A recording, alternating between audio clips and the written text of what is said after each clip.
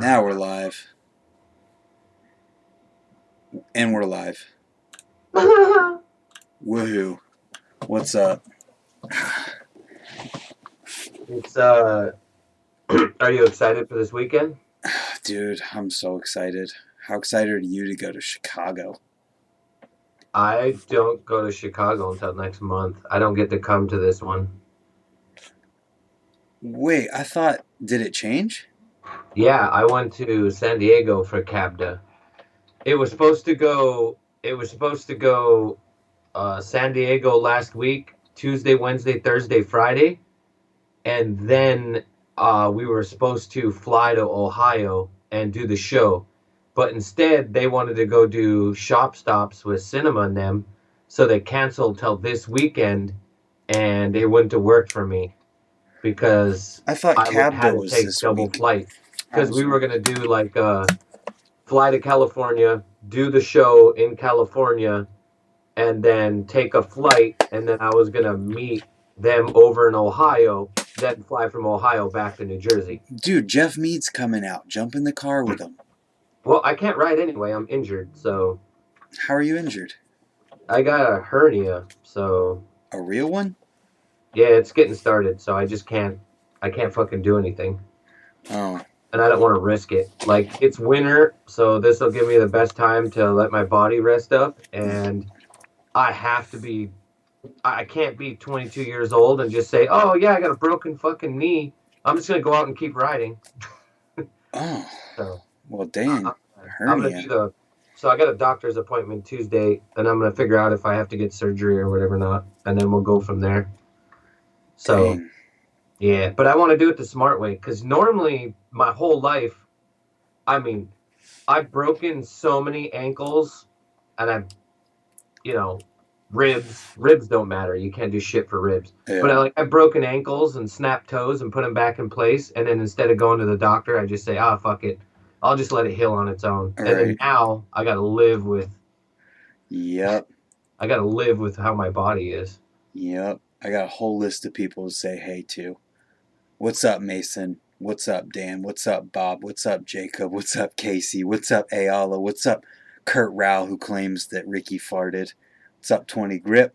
Jeff Mead, Jason Taylor. Swizzy wants you to send me a bike, fat tire bike, so I can put pegs on it. Hell yeah. And someone else wants to know if we can hold off till they get home. So, see you guys. We're going to come back whenever this guy gets home. Yo, how amazing would that be if we did that? Was that Tyler? Yeah, Yeah. that's funny. Um, Kevin Jackson wants to know where your videos are at, Ricky. I'm taking a break. That's fair. You went pretty hard for a little bit. I did 120 videos in 4 months or less than 4 months, and I get to certain points where I start getting personal, and then if I get personal, sometimes I get negative, and it doesn't help my life. So it Yeah. just adds more chaos to it. So I figured I'd take a break. Yeah. And I mean, I was growing, things were going good. It's just that like my type of content is different than anybody else's because I'm Uh-huh. pretty much just having a conversation for a half an hour every single day. It's Yeah. really hard to do. Um, Kurt wants us to talk about Brandon Began's new video, but I haven't watched that video yet. It's I'm gonna go ahead and say this that people that are simplistic, like I really feel like Began is simplistic, meaning you can watch him and you feel like you could ride like him. But the Yeah. tricks he's doing is absolutely fucked. He did like And a the 180. setups. Yeah, they're all reasonable setups, meaning like they're not the scariest ones. It's just the tricks that he chooses to do on them. But he did a 180 backwards Smith to three cab ice 180. Yeah, I don't really know what that means. Just think about the trick. He did 180 Smith on a ledge to three cab over ice 180 or something. And I saw that and I was like, Jesus, dude. Three cabs, so he ended up fakie again? Yeah. So It was just, it was funky. I don't even know how to describe it. He hit his peg on it somehow. no, it makes perfect sense when you think about it. But Interesting. just watching Ice Hard Out. Oh, well, thanks, Jacob. Either way, just watching it, it was very simplistic. So it was really enjoyable. And I think Vish is one of the best edit filmers that are in BMX right now. They just, it works. Their formula is working. Uh-huh. Bang on. It was a frame promotion with no shots of the frame. That means that was not the right formula. He just used the edit formula and didn't include the frame. But I can't say anything because I didn't watch it yet. I think, Dan, you can look at the frame on Cult. The whole point of a promotional video about a product is to show the product. It's why it's called a promo video. I I get it, but at the same time, every kid, let's just go the other way, and it works for Colt. He's going to sell a fuckload anyway. Kids are going to go, who gives a fuck about the frame? I just want to watch him ride. And then when he doesn't ride, they bitch, and then when he rides, he bitches. So no matter what, you can't please anyone. Either Yeah. way, as an old man watching it, I enjoyed it. Yeah. I care less. I don't work at Colt, so if they want to make the decision to not putting their product in there, Right. so be it. Yeah. But I thought it was amazing. Well, I'm excited to watch it tomorrow morning. Definitely excited for that. Oh, what else is going on? I would rather see the progressive riding than the frame, and that's why you're you and I'm me, and I'm allowed to say what I want. I'm going to be honest. Why is Cult taking over? Because they're capitalizing on the fact that they created what people like right now as far as video formula, the video formula Ricky's talking about goes, and they're just putting that number into the equation that makes that formula go, and they're spitting out money in the form of bike parts being bought. I think it's just, if you guys look at what Robbie's done, Robbie had the best team in BMX at one time with fit bikes. Oh yeah. And from 2000 to 2010, and it was fucking unbeatable. The riders he had on that team were absolutely fucked. And then he's like, "Oh, I'm going to start my own company." And then he took the best riders at that time to start on this one, and I just think anything that he does works. It just, he has an eye for seeing the best riders and making the best riders. Seriously. And I've told you the story of when Dakota Roche is a little kid, and I saw him, and Robbie's like, "That's going to be the next best rider in BMX." And I was like, "That kid fucking sucks. He can only do turn downs." And the next year, Dakota Roche is the biggest thing. So I just think it's everything that he does works. It just works. I don't know what it is. It just, the fucking dude's a genius. He's a smart dude, and there's something to say about where things are in BMX. Where if a person like Robbie picks someone and he invests in them, if they follow through with that investment and do with it what they're supposed to, they're going to be successful in BMX. Definitely. Because he's And that's not going to good. pick a bad rider, obviously. Now, I mean, he could make mistakes. I know he's made mistakes, but it's the way Yeah. it goes. Yep. Jason, I hung out with Harvester over in San Diego at the Cabda show. The Cabda show is the new Interbike. If you guys get a chance, the next one will be the 13th and 14th in Chicago. All you got to do is work at a bike shop or know someone that works at a bike shop. Go online to Cabda and talk to your local bike shop, and you can get a pass for free and go check out the new stuff that's coming out from bike companies. Was it good?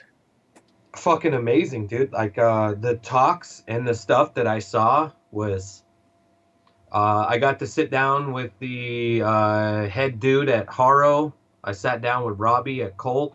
I sat down with the Sunday dudes. Sat down with Fit, with Kink, and just the ideas and things people have and what they're trying to do and to move forward for the next years, not just this year, but later, is I think it's pretty good. And I also think it's just great for shops in general, which I definitely talk about more than anything because, Kurt's I've said it messaging before. right now. He's me right now. He's salty that I got mad about the frame not being shown in the frame promo. People are allowed to have different opinions, Kurt. It's okay. It's not, the world's not going to end. You don't have to cancel me. Chris Gold, thank you for that $2 super chat. He says he got hernia and opted for no surgery. Well, Is that I something that you can do, or is it depend on how bad it is? I think so. I'm just gonna go get checked because I just don't want any problems. Yeah. And since we're mentioning Kurt, I would like to say that I played a game of bike against Andy Garcia, and if I would have went first, no matter what in that game of bike, whoever went first wins. Yeah. He won the game of paper rock scissors and ended up beating me. But I'm the first person out of, I guess he plays Dan Crooks or Dan Crook every week and plays him like 4 times a night. And I'm the first person to get him to BIK and make him fucking have to work for his tricks. Good. So, That guy's really good, so that's good. and I feel really good because one of the tricks that I ended up doing, Brock Rayford was watching me ride, and Brock goes, "Fuck that, I gotta leave." And so while Brock was watching us ride, Brock was just like blown away by the fact that we were both just, because I had to do 15 tricks in a row in Right. order to play Andy Garcia because he's so goddamn good. Right. So I had a good time. Yeah, that guy's, he can do a Really lot. good. Real good. Like, real good. The game of bike, the traveling game of bike. Speaking of the game of bike, I'm not in it anymore. Who'd you lose to? That guy from Canada who does bar spins and stuff. He I like how pulled, you just said bar spins. well, he pulled my trick. I did that frame stall, like I just Bar spun the thing? bars a Yeah. whole bunch of times. He did it, and what am I trying to say? He did it, and then he set a burner or a Vader slide to foot jam back to Vader. And I've only ever done one Vader, and it was out of an ice pick stall. So I was just like, you know what? I know I'm not going to get this, so I'm not going to postpone the inevitable, and I'm going to let you keep going. Just put, can we three-way and get Kurt on there? Why, That you just hear my phone texted you. buzzing? I love it. Uh, It's okay. It's going to be okay. I don't feel like getting in an argument over a difference in opinion. it isn't an argument. He just doesn't have a way to speak back to you, and me and you are speaking. But I can totally go with. Uh, I think that's the great thing about this and what we're doing right now is everybody can't agree on everything. You know what I mean? We're all gonna have differences and we're all gonna have opinions. But Yeah. I think that it works out great that we can actually say something and be able to voice those opinions. Yeah. Because I don't agree with you either the way you said it, but I If it's a dedicated promotional video and they say this is meant to promote his frame, then you right. should at least show it one time. You can do it in B-roll, you can do it in whatever. I haven't watched it yet. They could do that and I don't know it. But I Yeah, but you are right. Technically, you are right. But I think a lot, if I could speak for Kurt and myself, I think a lot of it has to do with our age. And I honestly just want to see the riding. and that makes it an edit. Call it an edit. Don't call it a frame promo then. I don't even know if they said frame promo. I I don't know just if they think did it's either. I never saw anything saying frame promo. Someone in the chat said that, so I was like, okay, whatever. Brody in Canada said, I would rather keep products out if you've worked a while on an edit. Imagine a Schwinn Mean Street showing up after Van's criminal mischief part. And that's why there's a difference. That was a DVD part, not a frame promo. Colt doesn't do videos like that, and they don't have to. no, that's the crazy. Think about that. Think about like okay, I didn't watch Brock Rayford's video, and I think the reason I didn't watch Brock Rayford's video is the same thing. If Garrett Reynolds comes out with a video or Ty Morrow, I just don't. I have. It's hard for me to relate to people that are so fucking good. I look at them as robots, if that makes sense. Like I already know it's going to be something so great and so amazing that I'm like, they're like Courage Adams to me. I don't even want to see a video of Courage Adams anymore because it makes no sense anymore. It's like, how are you doing this? So I can't relate to it. So I can't watch it, and I can't. Even Devin Smiley's getting to that point for me now. Holy shit, Yeah, people it's are pretty fucked. nuts. I They're think, getting absolutely insane now. yeah, I think it's gonna migrate more towards a creative or what am I trying to say? Creative or setup orientated type thing in BMX, where because the tricks have gotten all so crazy that like everyone can do the craziest stuff ever. So people probably are going to start liking the creative usage of things more, Right. It's just crazy. where it's like, oh, this is a unique setup.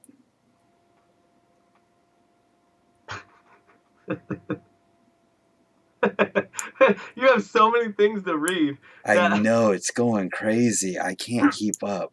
There's 28 people in here, and I love all of you, including Kurt. I still love you, Kurt. We're allowed to not think the same things.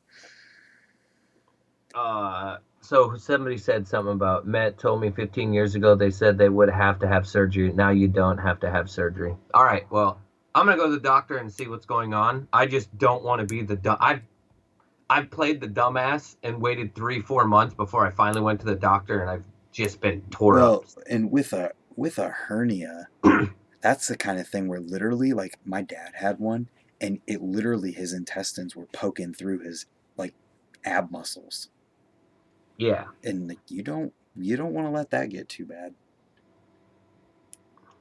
One guy I find is crazy good, but I always have to watch his videos is Mark Webb.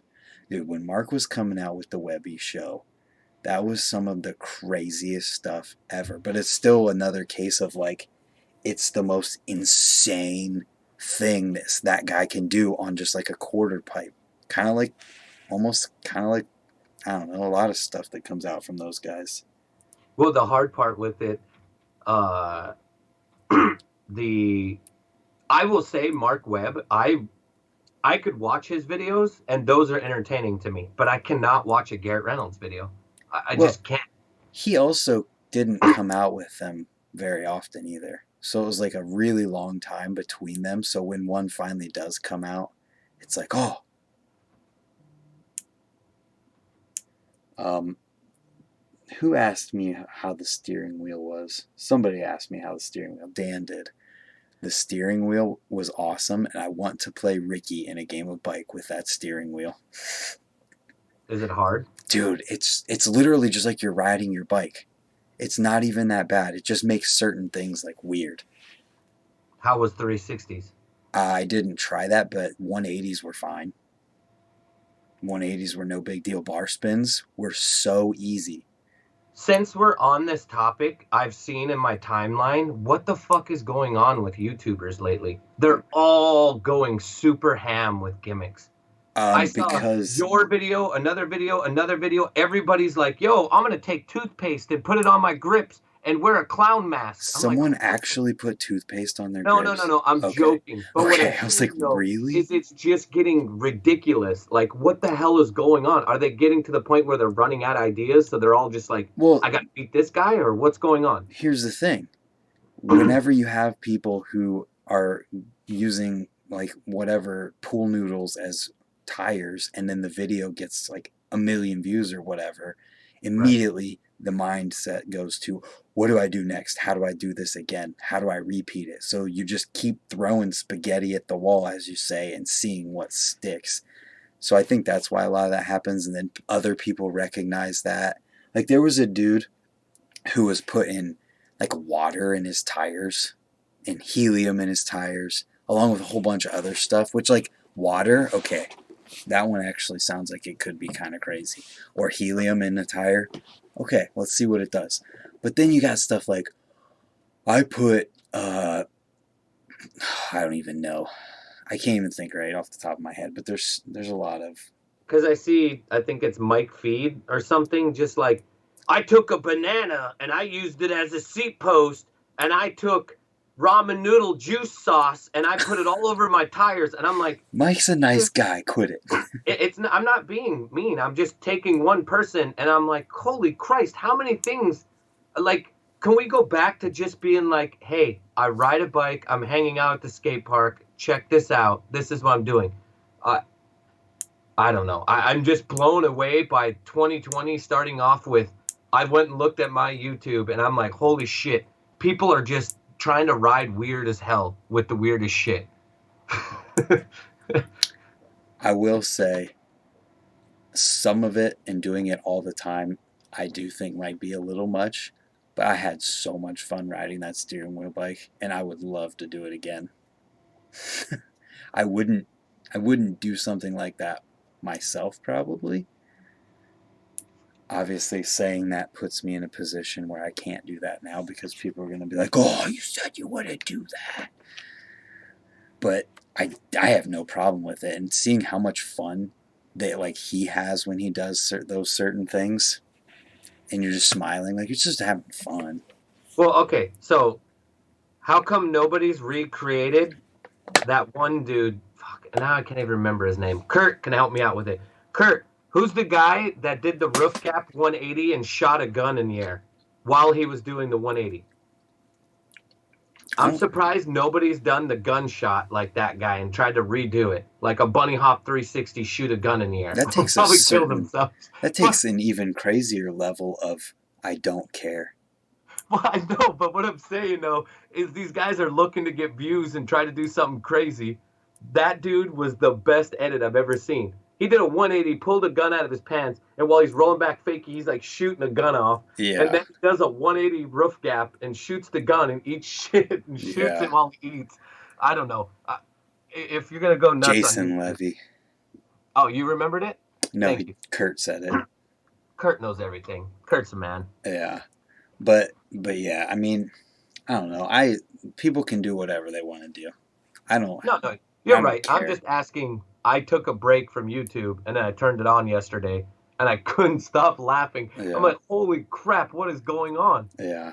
That's just my opinion. I'm not trying to change your mind or anything. I just No, don't no, want one of but those people to see it and be like, "Oh, Brant doesn't like what we're doing. He hates it," or no, and anything it's like not, that. It's just, no, and I it's don't hate nothing. it at And I all. have, and you know me, I have no negativity towards any of that. I just want to know, and I do say things that can be brash, or I do say things that are against the wave.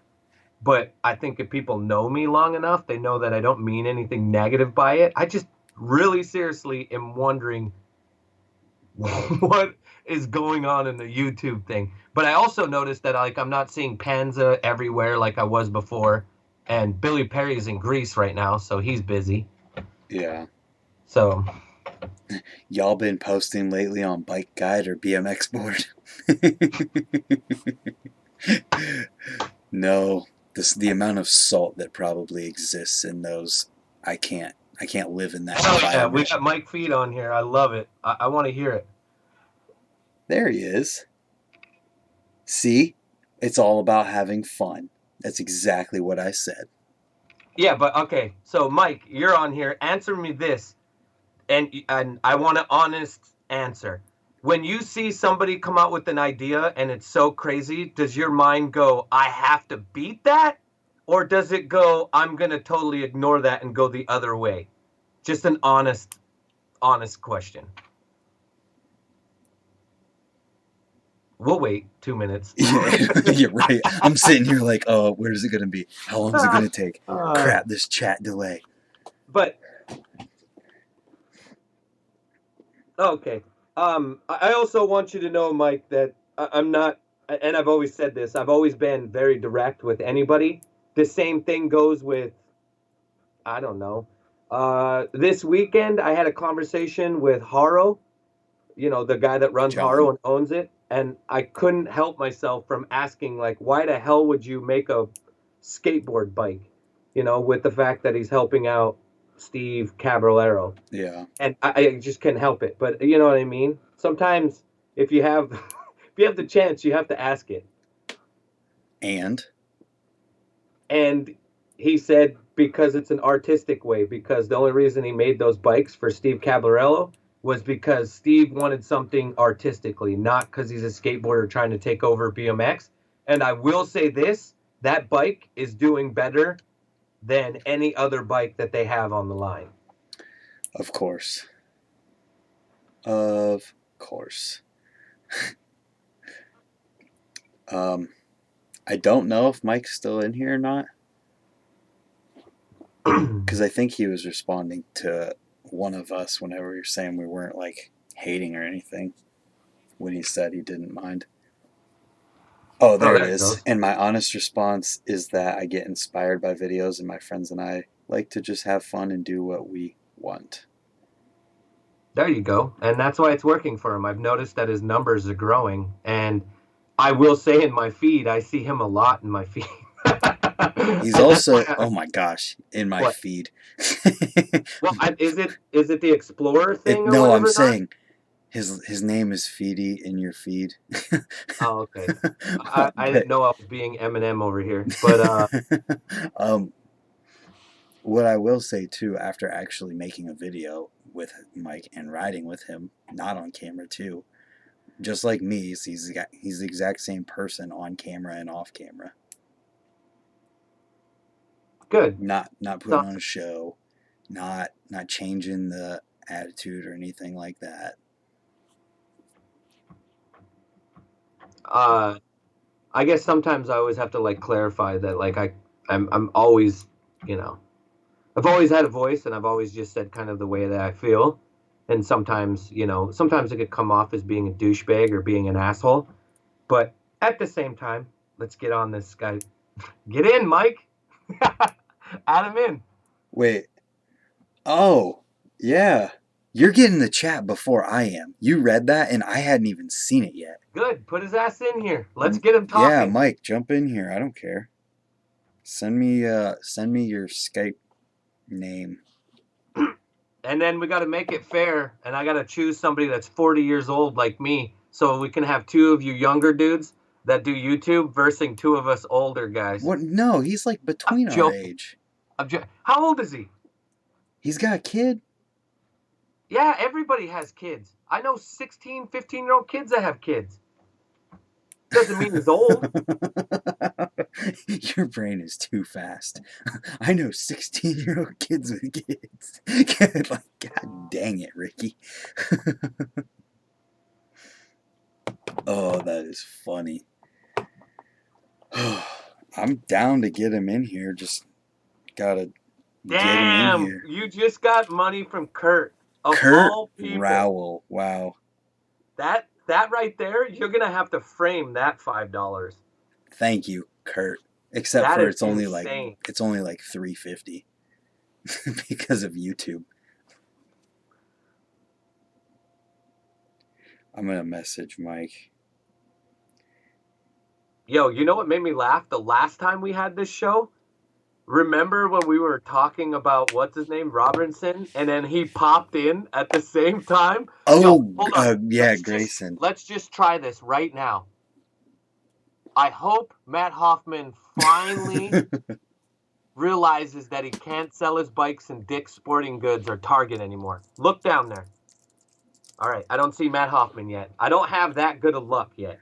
Dude, it is kind of weird though that like how that worked. And that happened like a couple times. This is twice this has happened. Not even, this is literally every time that I ask or I say something, that happens. Have you noticed that? How many times have I told you that talking about stuff on my channel makes it happen? I have no fucking clue. All right, I'm going to need $1 million and I need to find a leprechaun. Let it happen. Also, we need to say thank you to Kurt. Thank you, Kurt, for that You're the super best, chat. Kurt. Did you see what Kurt did? Yeah. Kurt's like, Matt Hoffman doesn't know what he should have YouTube put that in his super chat.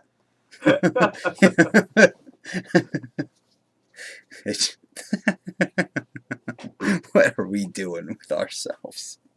Jason, I think Matt doesn't own it fully, but I still think he's part of it. I think he's probably has the same thing as Crandall, where he's like the face. Well, I guess FBM ain't here anymore, so Crandall doesn't own FBM. Which, by the way, I really want to say like that's a big hit on BMX. When we lose somebody that's been part of BMX for like 25 years. We didn't lose him. We just lost the fact that he's making bikes. Yes, but we still lost a part of that, which is pretty bad. Yeah, it sucks. It definitely sucks. But I don't think Crandall's going anywhere either within BMX. Let's talk more about that Began frame video. You mean that Began video? I love it. I love all 32 people in here helping this too. Is Mike Feed has to be older if he can't figure this out. So he's logging into Skype right now. He's got to be between our age. I think he's probably like 27. You're saying 27? Yeah. I'm saying he's 31. You're saying he's 30. I don't know. I can't remember. I think I've met him once. He looks like a baby face. He definitely has to be 27, 28. How are you? Oh, Jesus. Holy shit. Fred, thank you for that. That's more money than FBM's gotten lately. Holy shit. And you just fucking... You said that. You just said that. What? Who said what? You just said that's more money than FBM's gotten lately. Yeah, he should have gave that money to FBM and helped them out. Why the fuck would he give it to you and YouTube?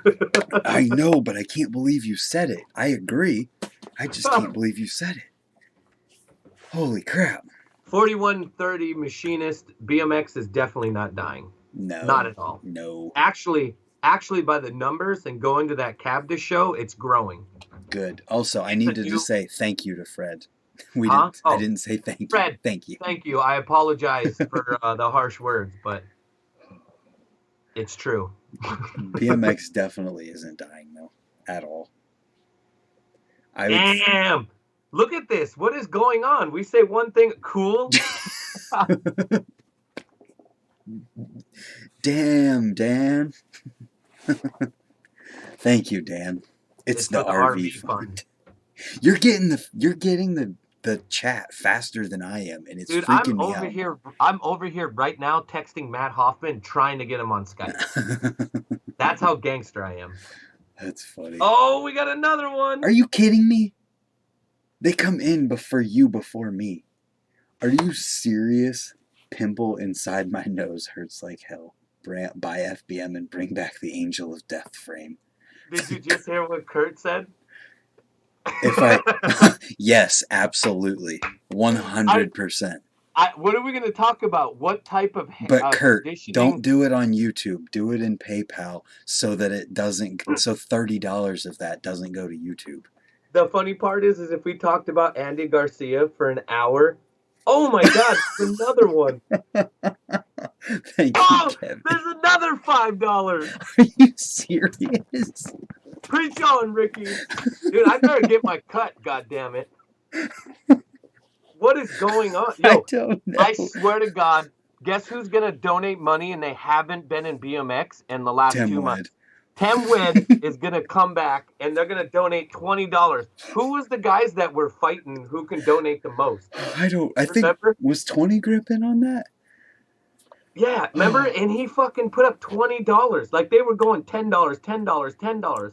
He was like $200 in that one stream. Oh my God. Thank you, everyone. You are all crazy. Kevin Jackson, 20 Grip. Thanks, Chris Gold. Thanks, Dan. Thanks, Fred. Holy fuck. Kurt. Andy Garcia. Thanks, Andy Garcia. Thanks, Andy Garcia. Yo, you know what's so funny? You know how Mike Feed will see all of his friends having fun and making videos? Now he's going to see us having fun making money, so he's just going to have to start doing this.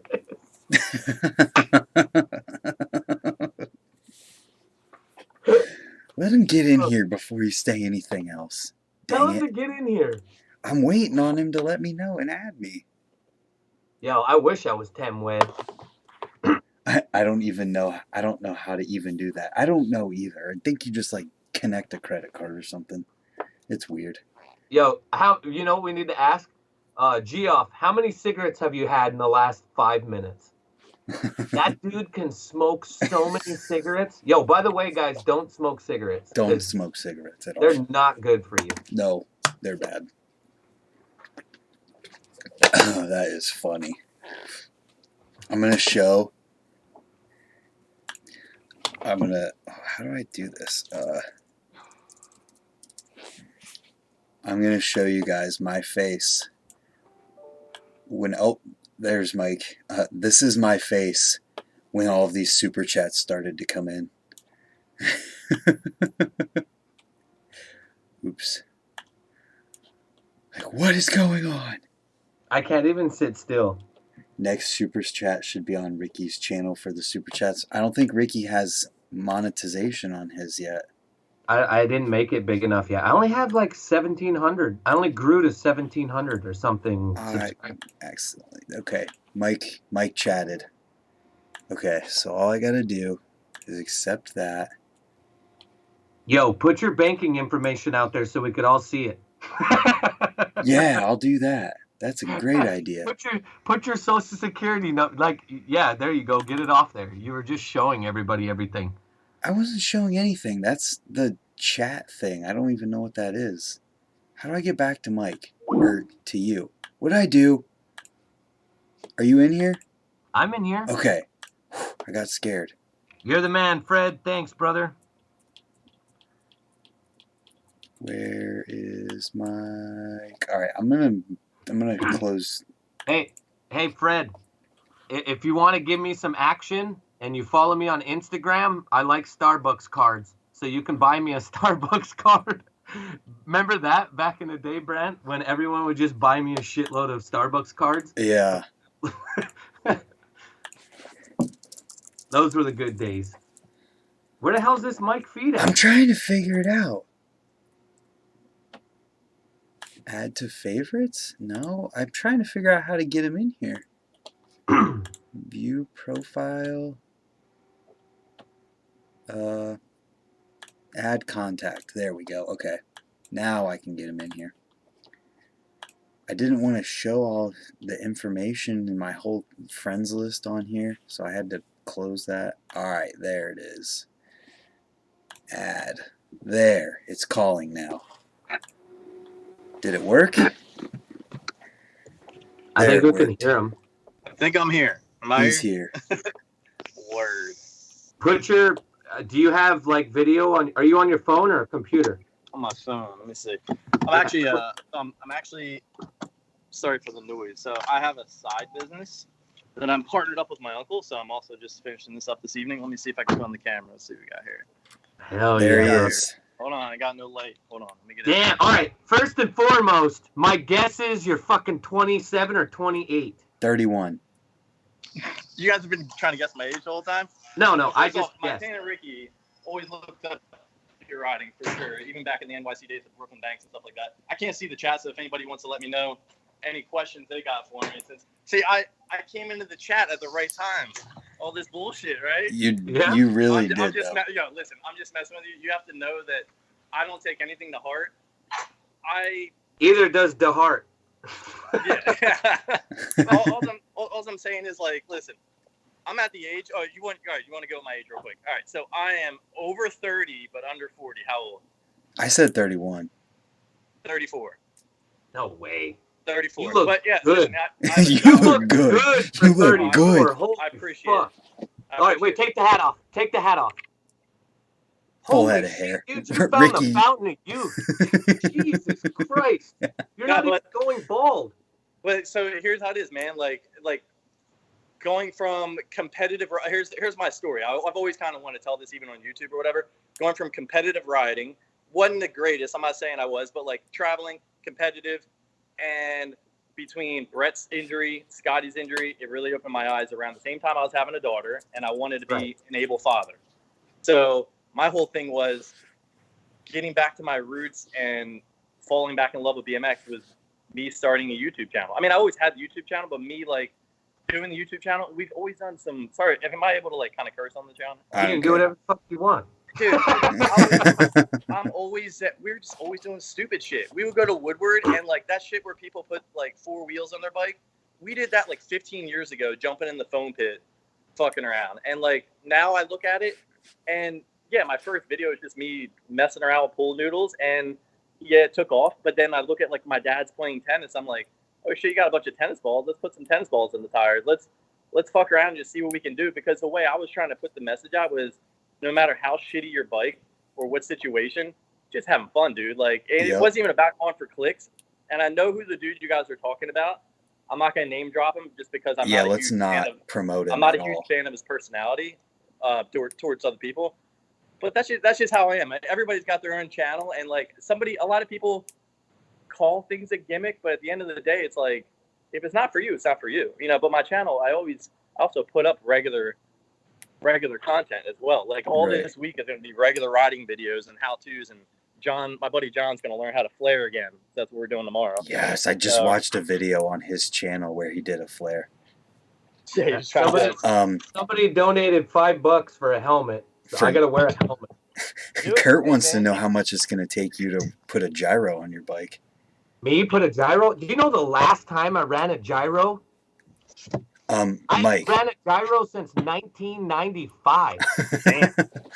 I am so fucking old. Mike, I was literally just waiting on someone to say something on my video about what we were doing and like start anything. So I was going to ask, like, did you see the smiles on our faces throughout that entire thing? Dude, how can you talk crap about that? Listen, that's the only reason why I do it. And listen, like, what I've learned from like just people in general, like for instance, when I was on Scotty's channel a lot before his injury, he got so much fucking hate. And we're talking like not just people watching videos, people in the industry. And Montana, I know you can attest this, and you can probably agree. We're not going to call any names, but I can tell you stories where people would like think that we wouldn't tell him. I mean, we're homies with him, but they'd be like, "What the fuck is that 9-time X Games gold medalist hanging around some nobodies who can barely ride?" And you know what I'm saying, like talking all this trash. And then fast forward, they see his formula, and they're like, "Oh wow, this is working. Let me start a channel." And you have all these big pros. I'll drop one. Nyquist started a channel, fumbled, never did it again. So like all these pros that are kind of like on their way out, and I'm saying that in a way where they're having a hard time like finding the direction where they want their life. Like, well, it's relating. It's relatable. See, you're relatable, and the way you talk is relatable to kids. That's the whole problem. Is it's geared towards more of the youth than it is towards someone like our age. And you're gonna get slack from the industry and from guys my age more than you are anybody else. And we don't get it. Like I get it because I work in it. I have to get it.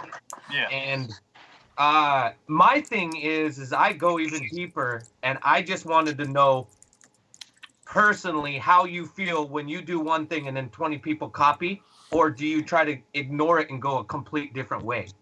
So I've always told people this, or I was actually telling Brant too, like we're all here to help each other. Whether Brant wants to go out and do a video where he puts a fucking broom as his handlebars, that video is gonna in turn be it on a thing, and maybe my video or your video gets in the suggestion thing. I'm not doing it for the clicks or the money. There's really no money in YouTube like that. I'm doing it because it's keeping me sane to where when I'm not doing this in the evening or hanging out with my family or helping raise my daughter, that like when I'm getting away with my friend and we're hanging out, I'm having fun. Like I don't want to take it serious. Like that's what I'm saying. I don't know who said that quote where they're like, "Don't take life serious because nobody's getting out." That's basically how you got to live your life. And at the end of the day, like I mean, I was so close when we were doing that outro, Brant. I was kind of so close to kind of just name dropping people that I'm kind of disappointed with, like in the BMX community. And just everybody's. How about this, Montana? You know, I'm sure it's like pretty relevant right now. I'm not really into the BMX scene. Kids these days, or kids when I was like coming up, if they found out you were getting, let's just say $500 a month, $1,000 a month, they'd be like, "Yeah, oh, shit, I'd do that for a T-shirt and stickers." And you're not helping other riders by doing that. You're not showing the value. Well, that's what's ruined. That's what's ruined it. Like you're lucky to get $2. Exactly. You know, and that's why, like, and another thing that's happened, I guess I can say during our prime was when Craig Mass was around. Exactly. And people don't realize like how fucking great Craig Mass was. When I think of you, I think of Craig Mass. And people don't realize the impact and how good he was. And that dude was offered so many things, and he chose his daughter Yep. and to have a real life than to do a BMX life. He was And, also underappreciated in the industry. Like a lot of people, I'm not even going to name on that. A lot of people kind of pushed him out. And like you did the front foot flare like 15 years before anybody else. yeah. Like, he was an innovator. So I don't know. I mean, yeah, dude, ask some questions. I'm all ears. I mean, I'm all for just like giving you information. Like if you ever have anything you want to ask me, I'm an open book. Like I'm gonna just tell you how it is, and I'll take. I'm anything gonna to heart. get you back on here. Yeah, there you go. You can have your own personal one. I just want to say to you that anytime I say something goofy or somebody's name, they always appear in the chat. Yeah, that is weird. And you showed up right when I said it. It was No, weird. I hear that. Like so the guy you're talking about that did the helium and whatnot, so many people were like hitting me up like, why don't you hit him up and collab? And I met him at Incline Club right before they closed, and he was he just wasn't cool to other kids. Yeah. You know, and that's kind of what it's about to me, because like you can attest to this, Grant. Like you can see when you see like a kid that meets a pro for the first time, that right there is either going to be engraved in their brain that they're a complete asshole, or man, I really want to ride, or like this guy's going to keep me in BMX. Absolutely. Every rider has to come out with that idea. Like, do I want to build BMX as it is, or do I want to shit on it? Because if you're a crappy person, you're obviously not bringing your best attitude, and therefore you're going to push people that would be in BMX out. Absolutely. 100%. And another thing I'll say, because I'm hyping you up in all this, is that the entire time at the wheel mill, every single kid, you like had a full-fledged conversation as soon as they said something to you. None of that was on camera. So I have to give that credit to. Let me put a light on in the car real quick. I have to give that credit, and I mean I'm that way because of Scotty. Because I watch how many people. Sorry about the beeping. I watch how many people go around him and the effect it has on them. He was very cognizant of it too, in making sure that everyone was that way. And that's inspiring to me, because I'm like, and I honestly remember going to my first like watching X Games when it came to Philadelphia, and like meeting Stephen Murray somehow, and he was like sending double flip on dirt jump down there, and then seeing all these different pros. Like literally the fact that Stephen Murray like looked down at me and like was like, yo man, what's up, gave me a pound before he did double flip, I was fucking glued to BMX. And like everybody's got their story. I'm sure Montana's got his story, you got your story when you meet pros. But I also like, I don't know if you know who like Rob Nolly is. Yeah. That's one of the most underrated riders ever. Or Gabe Weed or Dave Volker. I wish Vic Murphy did a little bit more, instead it wasn't like, you know how you feel a little bit contested towards BMX because of the certain way the industry can be. Yeah. That's kind of how Vic Murphy is whenever I talk to him. And there's a lot of people out there that have certain feelings. Since I have you on here and you talk to a certain person all the time, can you ask him this for me?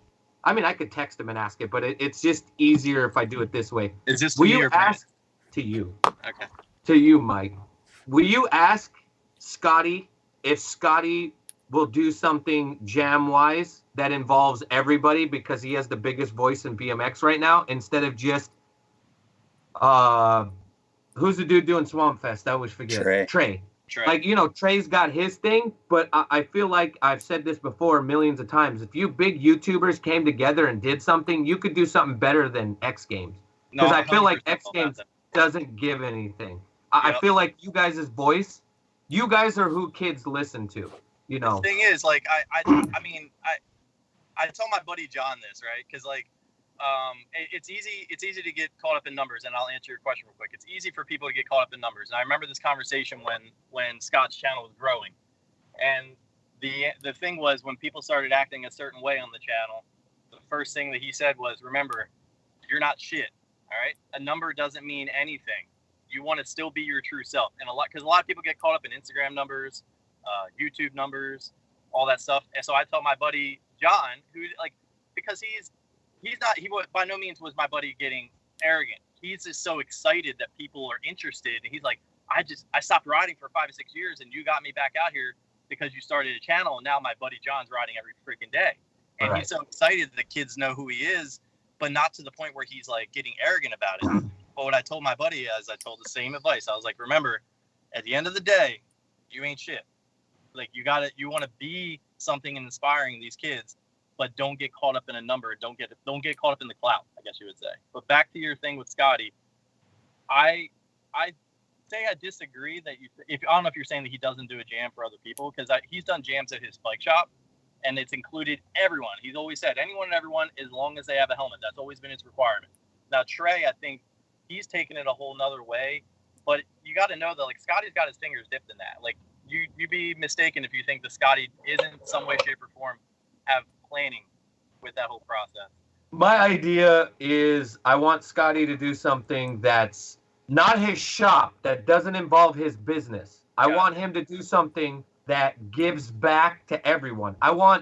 If I could have my way, I want him, Billy Perry, I can't believe I'm going to say this, Augie, all the big names. I want everyone to come together and prove what you guys can collectively bring together, because I accept it. I know that I don't have a bike company without YouTubers, because the YouTubers are bringing the kids the excitement and making them want to buy bikes. Doesn't matter if it's not just merit. They're buying bikes. You guys are the next thing. But when I went to Augie's thing and he had the King of New York, it was great, and I congratulated him, right? Yeah. I haven't gone to Trey's, but I just feel like I wish Scotty, because Scotty's got more than anyone. I want him to do something that doesn't involve a business or anything. It just involves making the sport grow bigger, maybe a jam or something. And I don't know. Well, there was something in the works. I don't know why it fell through, but I remember like he was talking about Monster possibly coming together and doing like a pro contest, but a real pro obstacle course. Which I know that might sound kind of corny to you, but like if you imagine like somebody like Gary Young sending it, or Chase Hawk, and like I know what you're saying. Like maybe if you did like an obstacle course like that, included all the riders, and then made a foundation out of it, maybe donating all the money to the cause. And I don't know where his head's at with it. I mean, I talked to him not that long ago, but like the dude, like he could be sitting next to you and he still won't text you back. It's no matter who you are. His phone is constantly blowing up. So I talk to people when I see him, or if I can on Instagram, but like a lot of people think that like I don't know if you're on Instagram a lot. I really don't spend much time. Hold on, Popo, gotta put the phone down. There you go. But yeah, I get what you're saying. It's all about bringing BMX together, and I think that's awesome. I love the idea, but do you really think that Billy Perry? I've never met Billy Perry. I've met Panza once. Do you really think that like those guys would even be interested in collabing with Scotty for anything other than the boost of subscribers? See, like Brent and I collabed. There was no reason except for the fact that we wanted to ride with each other. Yes, except for. I will say yes, because I hang out with Billy, and Billy doesn't care. I've hung out with Billy and been in the car with Billy, and he's had 5 phone calls where people were offering him. I'm being honest with you. I'm like, dude, I wouldn't have to work for 3 months for that money. And you said no in a heartbeat. So Billy's always told me, he's like, I get offered so much shit and I decline it. He's like, I only do what I want to do, and I'm in it for what I want. Now, Panza, I can't speak for because, well, I know enough.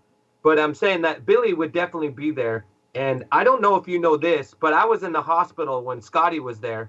I was with Scotty 3 times a week when he had his accident. So, You know what I mean? Like, my relationship with him isn't that great. And then the time that we did spend together, because my boss was in the hospital at the same time with the same injury. Yeah. So I saw Scotty all the time. So, like, I feel like I couldn't present this to him, and I know that you talked to him. Maybe I'm a wishy-washy type of guy, and I want Metro Jam back, or I want Ghetto Street. You know, I want something big like that. And I think Billy Perry, him, you know, I don't know how big your numbers are, but, you know, there's a lot of kids that look up to you. If we could have, like... I was kind of, like, showing this to Brant a little bit. I'm not even going to lie to you. Like, I'm a noob. I'm, like, really new. I know about YouTube and, like, how to watch videos and shit. But, like, I even asked him, I'm like, dude, like, all my comments for some reason are being held. Like, they're not even like bad comments, but they're all being held. How do I approve? I don't even know anything about getting analytics. It's a fairly new channel. I'm just out here having fun, and I'm just as surprised as I was the day that I posted my first video as I am right now. I'm just as hyped. And that's the reason why I was telling him, like, I didn't even expect him to put that in the end of the video of me talking about how all BMXers need to collab, whether you have 100 subscribers or 1 million subscribers. Right. Because at the end of the day, like, we are all helping each other. That's the thing. Like, that unless you're really looking to grow, like if that's what I was saying, are you thinking Billy Perry or Panza would be only collabing for the number recognition? Like, that's what I'm understanding is everybody's out there to try to get their own and not try to help out the rest of the people. Right. The other thing, though, is people don't know people, so they're going to see things that they see and they think. I can speak for Billy. I can't speak for Panza. I mean, I know things, obviously, and I can feel a certain way, so I can't speak for him, but I know how Billy is. I just think that a lot of people get lost in translation, that everybody is separate, and that's the same thing with the industry. I was just this weekend, I was with all the owners, and they were fine being together. But when they're separate, it's like, well, I don't know if this works or that works, right? So that's the same with YouTube. But once you guys are around one another and you meet one another, things can happen.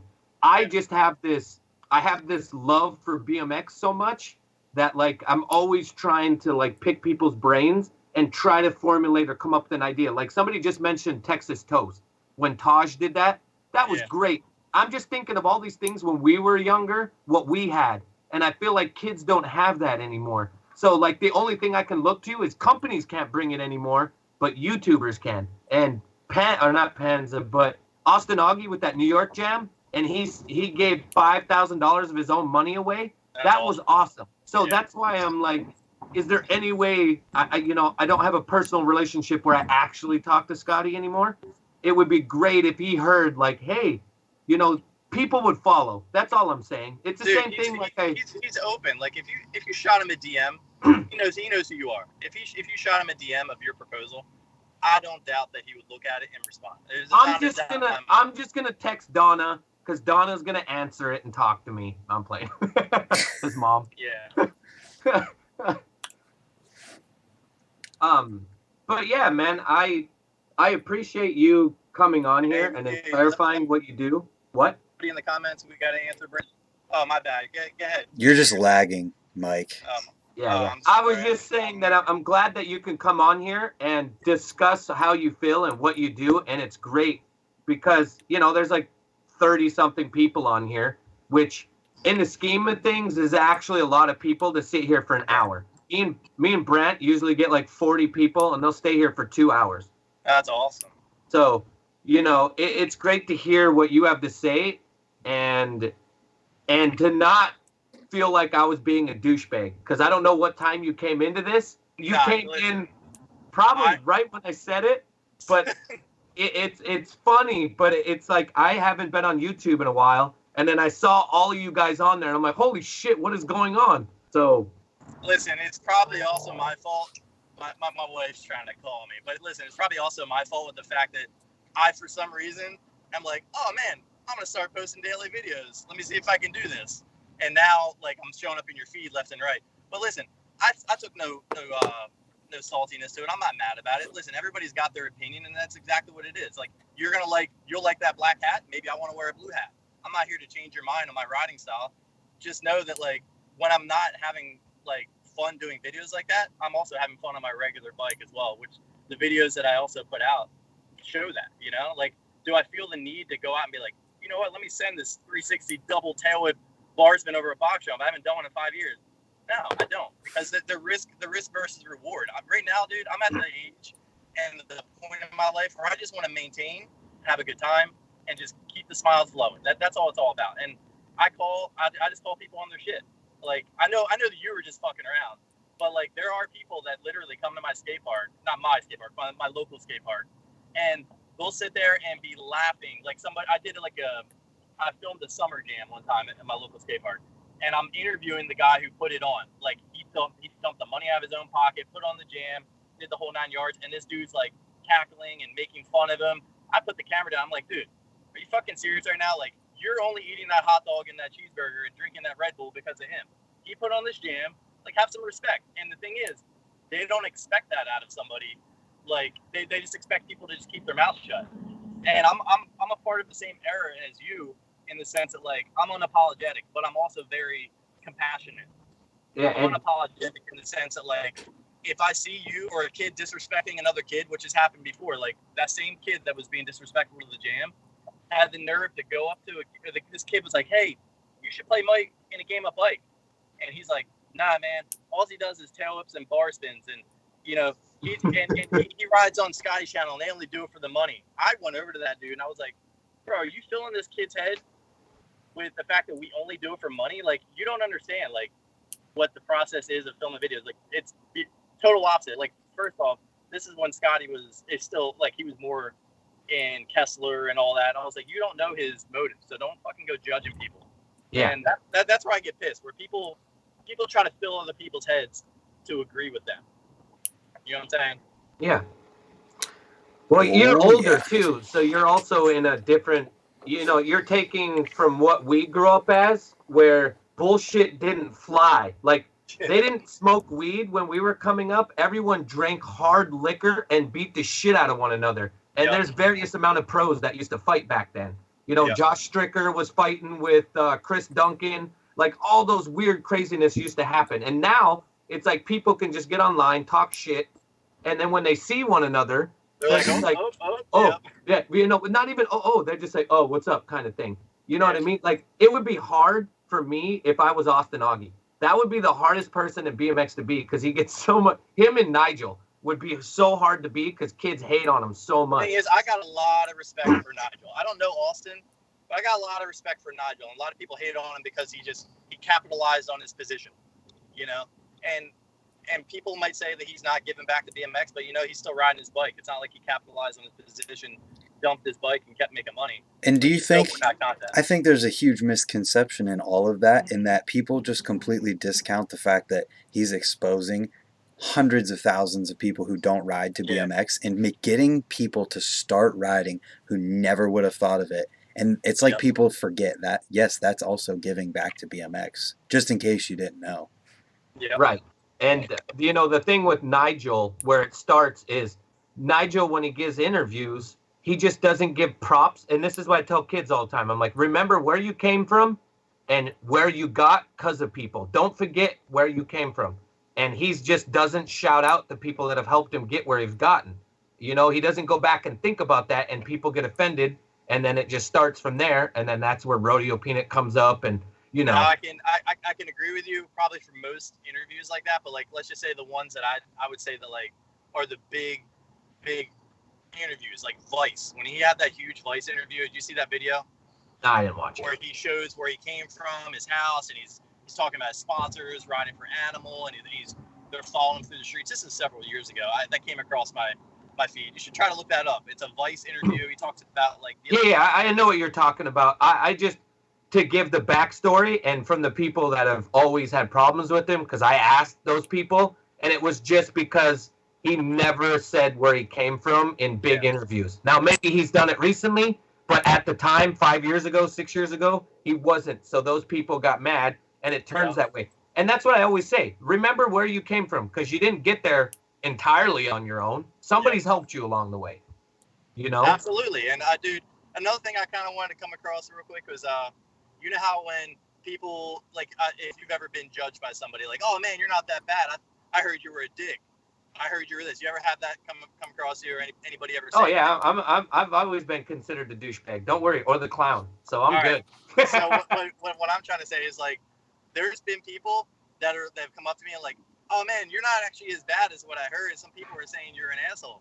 I said, well, it depends on who you're talking to. Like, if you're talking about a guy that I had to reprimand, like I'm his father, then of course, I'm gonna be a douchebag. Like if he's coming around the skate park and smoking cigarettes and leaving cigarette butts and just like not taking care of the area and just being a douchebag to people, of course I'm gonna call you out. Like, it's just how it is. And I mean, at this point in my life, I really don't do it as often anymore, just because I'm not trying to get locked up or jammed up, and just having a family and stuff, it kind of changes your whole perspective and makes you be a little bit more responsible. But yeah, dude, let's do a little Q&A. If anybody's got questions in the chat for all three of us, I'd love to hear some questions. Like, I don't know if I want to get into what's in the chat. They're going They're back talking and about scooter memes right now. yeah, they're going and, back and forth on whether or not more people in BMX makes it better. and Kurt's somebody just said you should fight Russell Crowe. I don't even know why. More people in BMX does make it better. Actually, I want to say, I came across this Dennis Anderson interview, and I think his last line was somebody asked him like, "What do you think of the general state of BMX and where it's going and how kids are perceiving it?" He goes, I think he said something along the lines like, "Our generation, like Montana Ricky's generation, my generation of BMX, like that FBM Ghetto Jam, that was ours. That's always going to be ours. Now these kids have their own, and they're going to be able to carry it in whatever direction they want, and we should respect that the same as the old guys respected that we took the bike riding in what direction we wanted." That's exactly right, and no one does that, and it's just kind of ridiculous. Right. I mean, trust me, it's easy to talk crap on it. I'm one of the first ones at the skate park when like a kid will be like, "I'm gonna go ride street," and he'll go to the skate park and ride a ledge. But I'm like, my street time was like watching Van Homan do a second stage kinker rail, gapping out and like dying, and I'm like, that's real street. Corey Martinez, backwards double peg down a rail, half cap bar out, like 15 years ago. Right, and I think there's one thing that I've always mentioned that we're missing is when me and you were growing up, Mike, the older guys told us we need to know who Matt Hoffman is. We need to watch this video. We need to make sure we're watching Seek and Destroy. We need to know who Vic Murphy is. We need to know who Dave Bolker is. Like, we were always taught that. And I feel like our generation doesn't go to those kids and say, hey, you need to know who Edwin De La Rosa is. You need to know who Josh Hino is. You know who should be doing that? You know who should be doing that? Us. BMX Media. Guess who doesn't do that? Yeah. BMX Media. Well, you're right. But the other thing, though, too, is the problem that we have is something Mike said earlier is a lot of pros that are my age now are trying to hold on to it as long as they can. So they're like, oh, I'll go to YouTube. Does it work for them? Oh, I'll keep doing this. Instead of worrying about, hey, I need to hold on to this sponsor as long as possible, how about you try to give back and give it to the younger kids, and then therefore, if it's meant to be for you to stay here longer, it'll work better for you instead of just being about me, myself, and I. And I feel like that's a big thing that doesn't get discussed because I got slapped in the head when I didn't know who fucking Dave Clymer is, or I didn't know what S&M stand for when it first came out. And I didn't know Kurt Schmidt was part owner of Standard. Like all these weird things, but I had to know what, 1201, scum 1201, you need to know that, bitch. And it's like, I feel like I'm even guilty of it, that I'm not telling kids like, hey, you need to know who Josh Hino is. You need to know who Brian Terada is. You watch Etney's Forward. Like, that doesn't happen. Well, listen, I don't think that I agree with what you're saying to a point. I don't think they need to know, but I think introducing them to that genre, because that's what it is. It's not even like a history thing, but like introducing them to that riding just to kind of showcase kind of where riding came from. Because right now we live in such a throwaway society, as in people post on Instagram or any other media, and it's literally they get their 2 seconds of fame or they don't, and they either quit or they stay. So like, social media is our demise, but it's also our success. You kind of need it to succeed in the industry right now, from what I see at least. When I was getting out of the competitive side, I remember like contracts being like, post this many times a week, and you'll get this much money. Post this many times on Facebook, and I was just like, what the fuck are we getting into? Like, this is crazy. Like, just let me ride my bike and that be it. And that's just me complaining. But these guys are growing up in the society that we have right now, where we're able to hold our phone. And right now, look at this, dude. We're holding our phone. Well, I'm holding my phone. You guys are on different areas of our country. Right now, I'm driving through Jersey, but I'm in Jersey. Where are you at, Montana? Jersey? I'm in Jersey. All right. I'm usually in Delaware. Jersey. You're in Ohio.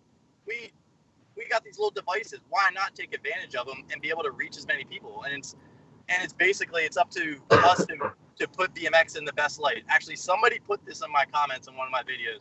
They said something, and let me know if you agree with the statement. We made like a little wooden pallet setup, right? Like a little, just to mess around behind a grocery store. I'm sure you've done it. And this lady said, you can't do that. We're not responsible if you get hurt. I said, okay, have a nice night, or have a nice day. I was completely cordial, right? And I even said to the camera, I was like, I don't condone this, but I'm gonna do it anyway. Let's still ride. Somebody puts in the comments, this is the reason why people hate BMXers and skaters. When somebody asks you to leave private property, you don't leave, and now you're putting a bad taste in people's mouth, blah, blah, blah. I comment back, I'm like, a street rider, right? There's no such thing as, you're everywhere you're riding is private property. Oh, so yeah, definitely. Obviously this person doesn't ride BMX or skateboard, right? But I interact with everyone. I want them to understand that, like, I wasn't belittling this woman. I wasn't yelling at her. Like, I've seen in other people's videos, I'm not going to, like, mention. I don't push security guards. I don't get in that type of drama because I'm not in YouTube for those clicks. So, like, you mentioning people talk about I do, like, gimmicky videos. I'm not doing it for the clicks. People that do stuff for the clicks, their thumbnail is them pushing a security guard or, this is probably going to call people out, riding over top of cars. Yeah. Doing it for fucking clicks, all right? I'm not saying I've never ridden over top of a car. It's happened. I just never posted it on the internet. So when it comes to that type of stuff, I think that's where I lie with it. But I kind of forgot where this train of thought was going. But the fact that, like, BMX in the generation, I saw Jeff Mead was in the chat earlier. He came from the same area that I did when we rode Hackettstown a lot. Hackettstown. Rode Hackettstown. Yep. H-Town was my shit, dude. I loved H-Town.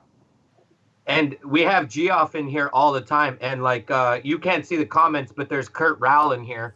And my very first sponsor was Vandal Bikes, and Kurt Rowell was my team manager. That's so awesome. that's 20-something years ago. So it's funny how BMX goes. Like, if you're with BMX, it's going to be with you for the rest of your life. And kids don't realize this right now. It's going to seem weird, but it's normal to say I've been riding my bike for 27, 25 years. You've been riding, what, 26, 25? Nah, dude, I started riding really late. So a lot of people don't. I came from a family. They weren't, like, upscale or anything like that, but they were very strict in the sense that, like, I had to do school activities. So I ran track, I ran cross country, I played football, I played baseball. But when my dad took me to the X Games in Philly, I was 18 years old. And you watched Bruce Chrisman win. Yeah, I watched Bruce Bar Fufanu. And then the next week, the mother one-hander. Yeah, the next week he put on a coaster and was doing fakie double peg rides, and he dropped out of X Games. Remember that? Yeah. I was like, how old were you when you started? 18. So I mean, I always rode a bike around the neighborhood. I didn't start jumping jumps and, like, trying to grind stuff till I was 18. I went to Woodward as a camper. I'm not going to divulge how I got the money. You can kind of get the idea. I cut some grass. You get it? So you're a fast learner, is what you're saying to me, because you and Mike Brennan both started about the same time. Mike Brennan was 17 when he started. I remember Mike. I remember him at H-Town, dude. I remember one of my best memories of watching him ride. I don't know if he still does this trick, but he did. It was a feeble grind on so imagine a hubba going up across and down an A-frame, right, or a pyramid. He did feeble grind up, and then, like, when he got to the top, he, like, popped it up to a nose. He did, like, a half a tail whip. Yeah, the wheelbarrow, whatever it's called. Yeah. Yeah, ran across it and then popped it back. I was losing it. I was like, this is the most amazing shit ever. But, like, he was super quiet. I was super intimidated by him because I was like, this guy probably always just wants to fight people. Quiet. Yeah, and then I finally met him years later, and he's like, hey, man, what's up? All, like, corny, and I'm like, oh, shit.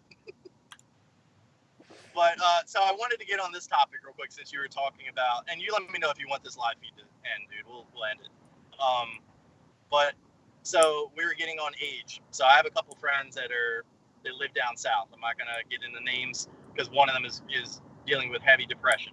And they're both having a hard time getting out of their own head because they're riding the wave too long without any other, I don't want to say backup plan. I always hated that term, backup plan, but any other outlet to make money or have a career or a hobby. Because, I mean, I got my hands dipped in everything. It's not just bike riding. Bike riding has always been my outlet, as well as you and Brant and anybody probably watching this video.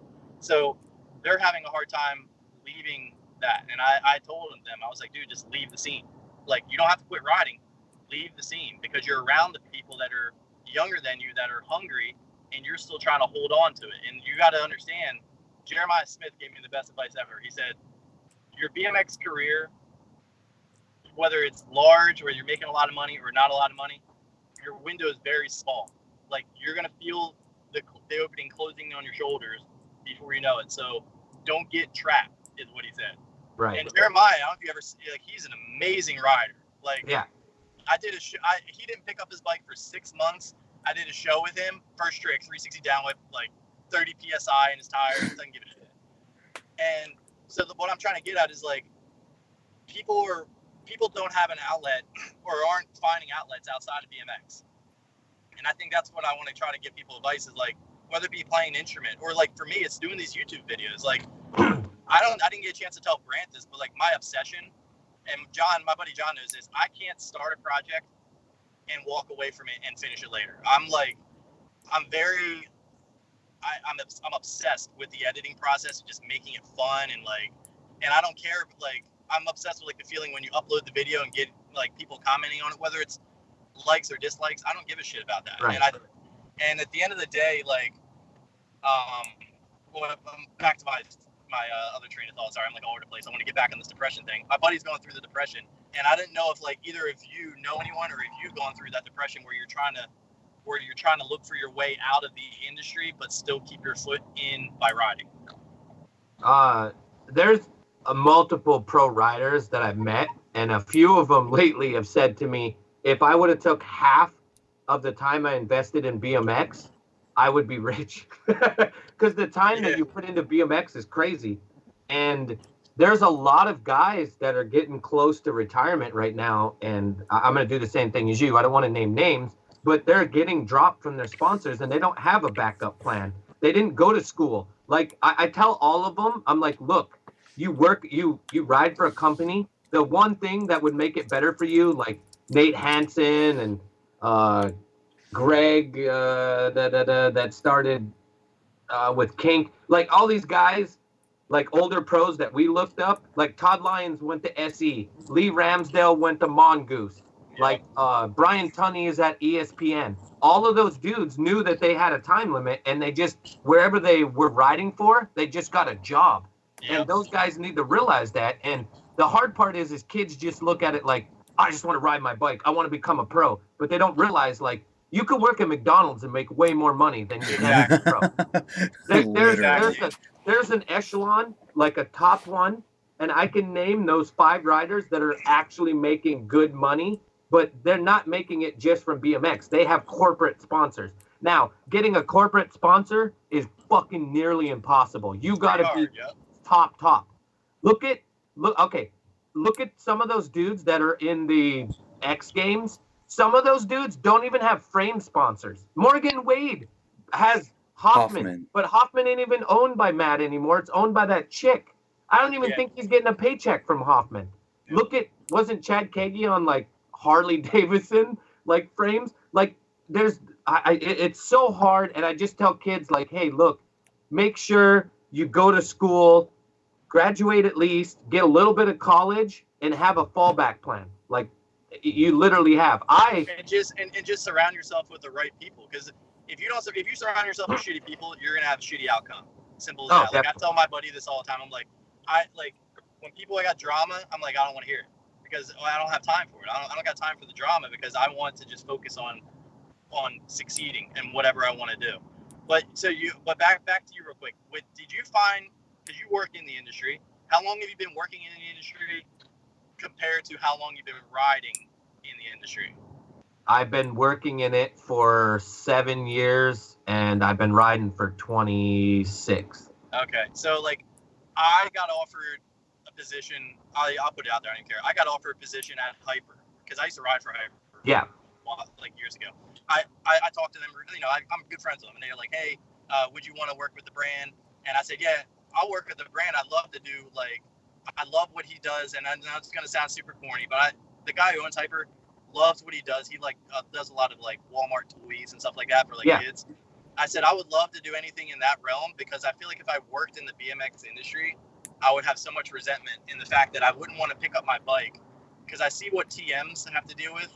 I said that's one thing I don't want to do. I don't want to babysit. I don't want to have to deal with riders that are salty that they're not getting paid enough because of the fact that they're not producing content. You know what I'm talking about. Yeah, but we're not even talking about the other part. You're not even talking about, you got to put up with their home life. You got to put up with the fact that they've never worked a job before. You got to put up with the fact that they have drinking and drug problems, smoking weed. Like, you know, and then you got to put up with the hardest problem. Some of them don't have any money skills at all, so they're completely broke, and you're on a 15-day trip, and you got to babysit and pay for everything for this dude. Let me ask you something real quick. What I stopped. Well, I mean, I got paid through sponsors. Still get paid through sponsors right now, but I used to ride for Powerbar. As of this year, I stopped riding for them. What do BMX riders make now from a frame sponsor? When I rode for Hyper, I'll tell you what I made from Hyper. You tell me what they make now. $500. Yeah. Average. I don't know. He's not allowed to talk. I'll talk. 250 to $500 for like a normal rider, not like top tier. Like, so I think a lot of it depends. It depends on the person. So it just depends. Yeah, but is that 250 to 500 plus travel expenses, or is that just that? I don't know that part. Like, I'll be very honest with you. I can't give you numbers, but I know that it just depends on who you are and what you have for deals. Yes, you get trip budget, but you're not getting photo contingencies, and you're not getting matches like you used to. Like back in the day when Scotty would win a contest, his sponsor would have to match his fucking prize pool. That doesn't exist anymore. Yeah, I remember. Go ahead, Hyper. Let me hear it. Let me hear Hyper. Oh no, so I know what Hyper pays their riders now, which is exponentially more than what I was making at the time. But I had I would say unlimited travel budget, but it was unlimited to me because I may have only traveled like 10 different places through the year, but like at the drop of a hat, they would spend $1,000 to $1,500 on my flight to go somewhere, hotels. But I was making, when I first started with them, $800 a month on them for frames, and then I had a signature frame through them for a year and a half or so, and I was making $1,000 a month. And that might sound like a lot of money to some people. Maybe we can do another live chat about this another time and kind of keep the topics in around the. Well, it would have to be you and Brant, because you realize that I work in it. So to me, it's a conflict of interest for me. Absolutely. So you and Brant, it would be easier for you and Brant. And also, I want to say we got my guy in the trade chat right now. We got Eddie.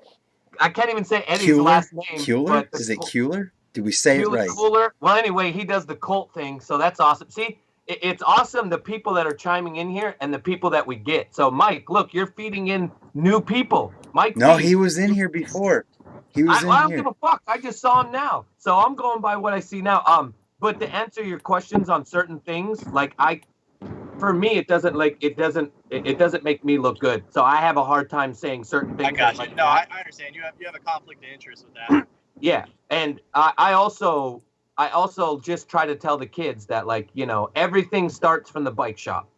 Can't have a bike company without a bike shop. Can't have riders without a bike shop. Bike shops are number one. So I'm all about feeding about bike shops.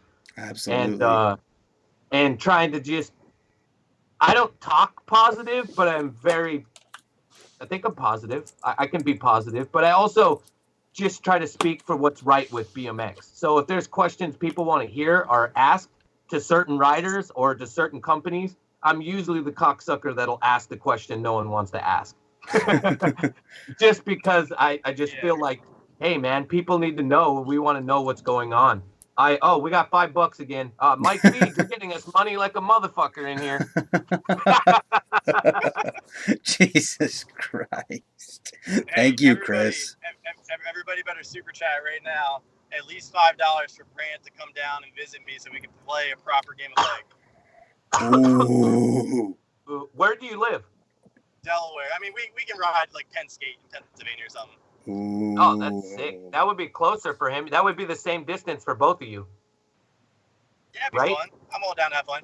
I'm all down, dude. It's all about building everything up. But one thing I can pick on you real quick, not like picking on you, but I can pick out about you, is the only reason why I feel you might be what you call salty, like you feel like you're a douchebag or a salty person. I think because you kind of feel the same way I do sometimes. Where we live in a society now where people are instant gratification, and we come from a time where we put in the work to be able to just build and build and build. And so many people these days are literally like what you would say, like start a channel and 1 week like, oh man, I don't got this many views or subscribers or likes. I'm down. I'm out. I quit. I do this. Like they want instant gratification. That happens all the time. Yeah. So I feel like I could pick that out about you, and I think that's a good part of your personality, dude. It's good to keep that.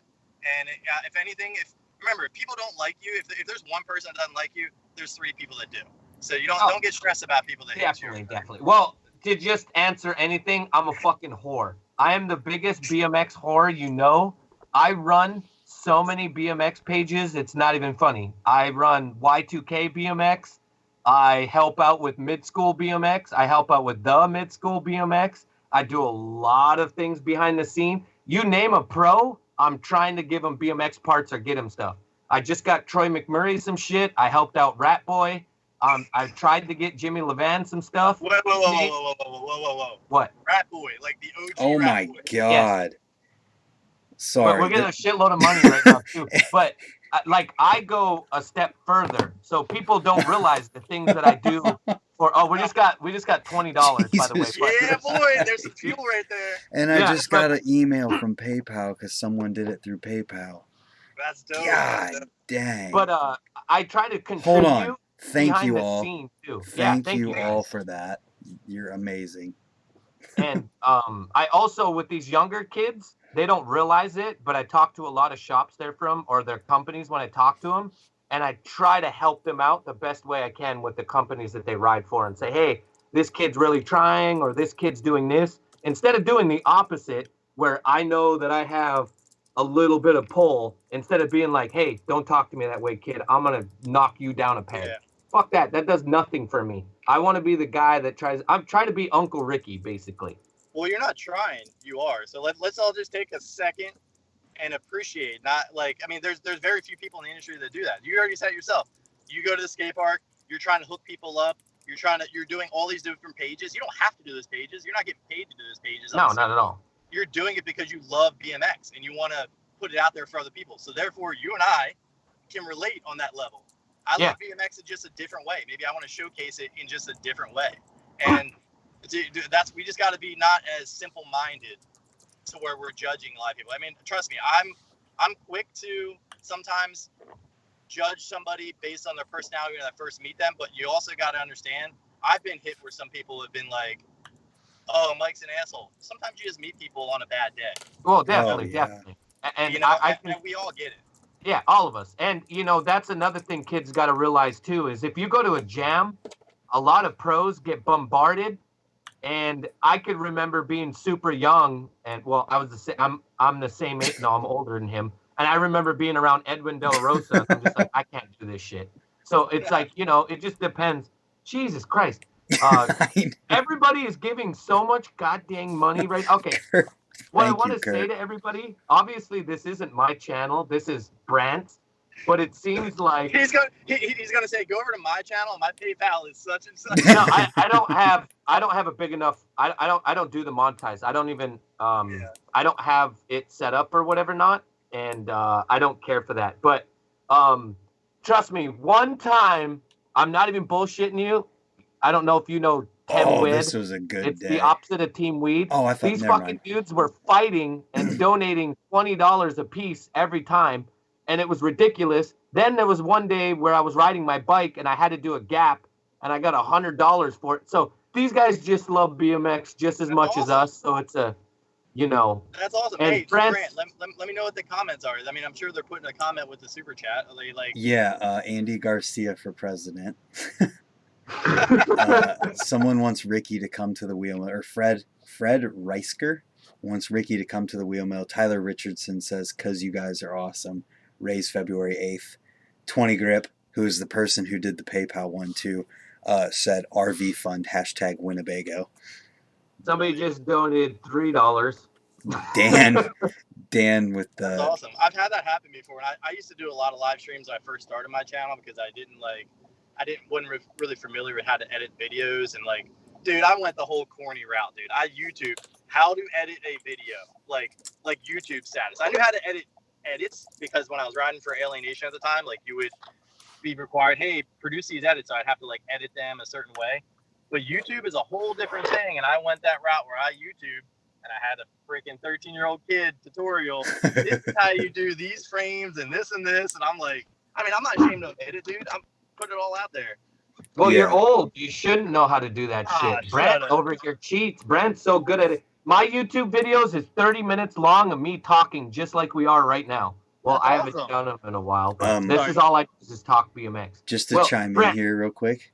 Brant, I gotta drive an hour to my woman, and she's gonna be late, and she cooked me a dinner. So I love you, Mike. Come Yo. on here and do something with Brant. People want to hear more from you, buddy. I'm down. Hey, I was actually, and before I hop off, what do you think of the idea of what, like, maybe Brett will teach me how to do it. Like, I want to do a once a week pop-up podcast. I was inspired by Gromdad, Yeah.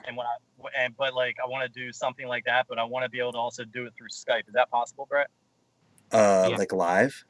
Not a live, but like if I did a podcast pre-recorded. Yeah. Like, and you want to keep the faces in there too? yep. Yeah, you just use a software called OBS. It's what I'm using right now. And rather than using the streaming feature of it, you'd use the recording feature. And Gotcha. you would you set it up and you like input all of your different, like your Skype. And basically, it would just be your screen. And you'd be recording your screen that way and recording the audio. Yeah, I don't want to just do. I was trying to tell him. I was like, I know you love BMX, but like, there's other people out there that have stories. Like, I can't tell you how many podcasts I listen to that I don't even know the person, but then I get inspired by their story of their struggle of whatever. And sometimes people just want to hear that. And I wanted to do. I was telling my buddy John Day, I was like, maybe I kind of want to dabble with this. I think it'd be kind of a fun thing to add to the channel, like once a month or once a week or something Are we like that. talking? Absolutely. Are we talking John that used to ride back in the day and killed the trails from Trend or not? Oh, Trend? no. This is my buddy John Moore. He's like local to my area. Oh, okay, I thought it was that John dude that used to fucking kill the trails that used to work at the bike shop that was at Scotty's Incline. What was that dude's name? No, oh man, that was God. What was Not his John last name? Jennings. What was his name? Yeah, it's John Jennings. Was it John Jennings? Yeah, dude. He. I don't know if he still rides. Remember, he actually was a caretaker for Stephen Murray when he first got injured. I don't want to keep you here because I know you said you got to go. Well, either way, I want to say this because I appreciate you coming on here and not getting offended by me because so many people do. And the other thing is, I appreciate everyone. There's still 30-something people here listening and doing this. You should meet up with Brant and do more. This is not my channel. I'm just a talking son of a bitch. I'm the worst. If you let me talk, I can out-talk anyone. I just did a 5-hour podcast 3 weeks ago. They were giving me crap earlier about how Then I went wasn't on talking. YouTube and did an hour live on mine, and then I went on Brant's and I did 3 hours with Brant.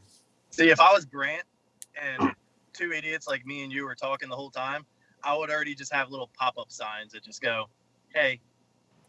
Yeah, that's what's so great about him is me and you just have so much knowledge and we've been in it for so long. It's easy to do this.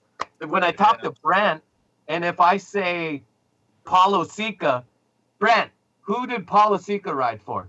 Brant fucking doesn't know. So it's always like that. Where I'm not gonna lie to you. I don't even know who Paulo Sica is. Thank you. He's the flatlander that rode for Standard and he did it blindfolded with no shoes on. Okay, I remember that clip or the photo too. Standard, dude, I used to love the Standard STA 500. Dude, there's so many people coming in here now. There's 41 people in here now. Let's keep them going. Hey, dude, I'm gonna drive still. Here, hold on. You two can continue this, and then I can just clog out. So you two stay here. I gotta go drive. Mike Feed, I love you. Marijuana. Hey, it's Feedy. It's Feedy, bro. Well, whatever. Right now, you're feeding everyone with good info, so it's good. Brant, yeah, let's get back on. Let's try to do this again sometime. We do this every week. You guys stay on here. I'm boning. Brant, I love you. And then everybody here in the feed right now, thanks everybody. Appreciate the donations. Marijuana, I'm fucking out. Peace. Later. Okay, so now that Ricky's gone, goodbye, Ricky. All right. Peace. I had things I needed to say. John wanted me to tell you that you're awesome or amazing. John's in here with us right now. John who? John Moore. My friend? Your friend. Oh, nice. John Moore. And yeah, then, I think he tried texting me, but I'm in this, so I couldn't text it back. Yeah, well, he's in here now. And then there's someone in here called Swizzy who says that you're in my how-to videos have helped them so much with their progression. Nice. I appreciate that, and I'm sure you appreciate that as well. Maybe we can, you know what? I'm telling you, if the donations come through, and we get to collab again, we will possibly do also maybe a collaboration how-to video. Maybe you teach me how to do one of your gnarly ice pick candy bars. I have to really get my yoga flexibility up for this. But You don't need yoga and then flexibility. maybe we'll teach you how. I need your handlebars. They like swoop down. No, I'll do it on your bike. That's sick, man. Yeah, I definitely would be down to do that. There's like 8 running things that people say whenever they donate, like RV fund, because during one of these things it got started that it was for an RV. That's awesome. Yeah. Hell yeah. I mean, dude, do you do these live streams a lot? I think I popped in on one maybe like a month ago one time. Yeah, because I came across like my stream thing. Dude, I'm so ignorant to like the YouTube process. So like that's why you probably thought I was fucking with you, where I was like, how do you do this? And, like, No, absolutely not, because that's a complicated thing. Yeah, we do. I try to do these at least a couple times a week, once a week. Yeah. Just randomly. Sometimes it's like Thursdays and Sundays, just because that's when things usually work out. But yeah, does Feedy run Tubalitos? I do. Yeah, I ride Tubalitos. I did. So like that's another thing is like a lot of people, not a lot, but let's just say I got like 30 comments on it. I made a funny video. I thought it was funny. I made it look like I rode Tubolito, like on the Tubolito tubes, and we were doing tricks. But I was actually riding these orange Maxxis tires from a show that I did. And these people in the comments are like, we were tricked. This is clickbait. And I'm like, dude, and halfway in the video, I was like, ha, gotcha. Like, we're just messing around, having fun. That is hilarious. But yeah, Tubolito tubes are good. I mean, they're expensive. When I buy them, they send them to me. That's a full disclosure. They sent them to me. I'm not being paid to tell you they're the best. Right. But I do notice a huge difference in the weight and the rotational weight on my bike. Absolutely. Would I spend $35 on one? No. I'll be straight up. I probably, because I don't even spend $35 for a tire. So I don't think I could do it on a tube. Right. Somebody else did another super chat, and I think it was because I said there was 8 running things. They said strip club fund. Oh, Jesus. But the Tubelito thing's interesting. I haven't tried them, and I don't know if I ever would if they didn't send them to me. I definitely wouldn't spend $35 on a tube. But someone asked if they would hold up with low PSI. They do. I'm gonna apologize if it starts to cut out over here. I will have a bad connection, but I'll be probably reconnected in a second. They hold up with low PSI, but it's also predicated on how wide your tire is as well. So like those tubes, they expand a little bit differently than your rubber tubes. Like it's really hard to. Have you ever seen one, Grant? You ever held one? I haven't touched one. I haven't seen one in person yet. So like your regular tube, you stretch it, and it's like. That's what it does. It just has way more resistance. So it almost takes less PSI to make it harder. If that makes any sense. Oh, yeah, I get what you're saying. Yeah. So once you get a certain amount in there, it's like, it's hard. Right. Yeah, so like then you put more and it's just even more hard. Yeah. That makes sense. Fred? Yeah. There has been $66 donated, and YouTube takes 30% of that, so whatever that works out to. He asked how much YouTube is taken out of my pocket tonight. Yeah. Do you you still got me right now, or am I lagging? Yeah, you're there. All right. I'm just gonna pick your brain a little bit. Do you work with any sponsors on YouTube that pay you regularly? Or do you only rely on AdSense? And if you don't have to answer the question on here if you don't want to. No one has ever paid me for a video. I'm currently working with the developers for a video editing app. Actually, 2 different sets of developers for 2 different apps. And there's talks about doing videos specifically for them. That's cool. But it's not like anything BMX related at all, and I've never been paid for anything like that. That's awesome. Yeah, it's cool, and I mean, I did have Source reach out to me about their affiliate program, like Amazon's. I see that you have it in your stuff for yours. Yeah. I don't know if I'm going to do it or not yet, just because I ride for a bike shop. Yep. But yeah, don't have any sponsors or anything like that that pay for the channel. The funny thing about the affiliate link for Amazon is like, so I had something separately, and I still do, like through 888, where they sent me like links to be able to just put up there for people. But then I was like, well, why have a bunch of links when I could just make an Amazon affiliate one, which then it puts all of my favorite products. And like I also do like electric skateboards, electric bike stuff. Those are the only type of sponsorships I've ever had on the channel. Yeah. But it's not like paid to where I'm required to say what they want me to say. Yeah. I give my unbiased feelings, and like for instance, like I got this electric bike not that long ago, and it shit the bed recently, and I've been waiting for this part, and like I'm this close to putting out another review, basically saying like their service is complete trash, and I'm sure it would like fuck the brand pretty bad, because I put out a video like just showcasing the bike, and the video did awesome, like had a ton of people engaging in it, and like a lot of people wanted more content on that, and I couldn't produce it because the bike failed. But I was just picking your brain on that. Like I said, dude, I'm a noob when it comes to all this stuff, and it's more so people email, and we can probably get off this topic. People don't really care about hearing this in the chat, but like more people email you, and they're just like, hey, do this, and we'll give you this much money off of a product. I'm like, nah. Oh yeah, I'm not into that. I'm literally just had a random company who makes these like bands that go around the back of your phone email me saying let's collaborate on Instagram. We'll send you 6 free bands for a shout out or for a post and a link and all this stuff. And I'm like, I responded and I was like, does this pay? You guys are far undervaluing what the people that are like the people who are watching this right now.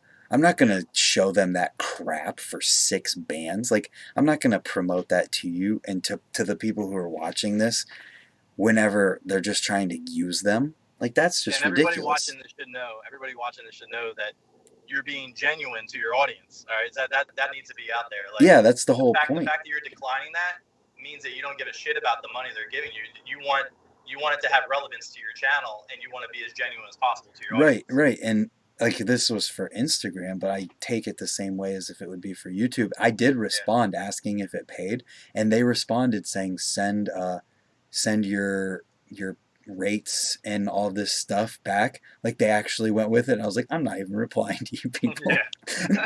I just put the pressure on them so that they would say something, and then they said they would pay, but I'm like, yeah, I'm not even gonna bother.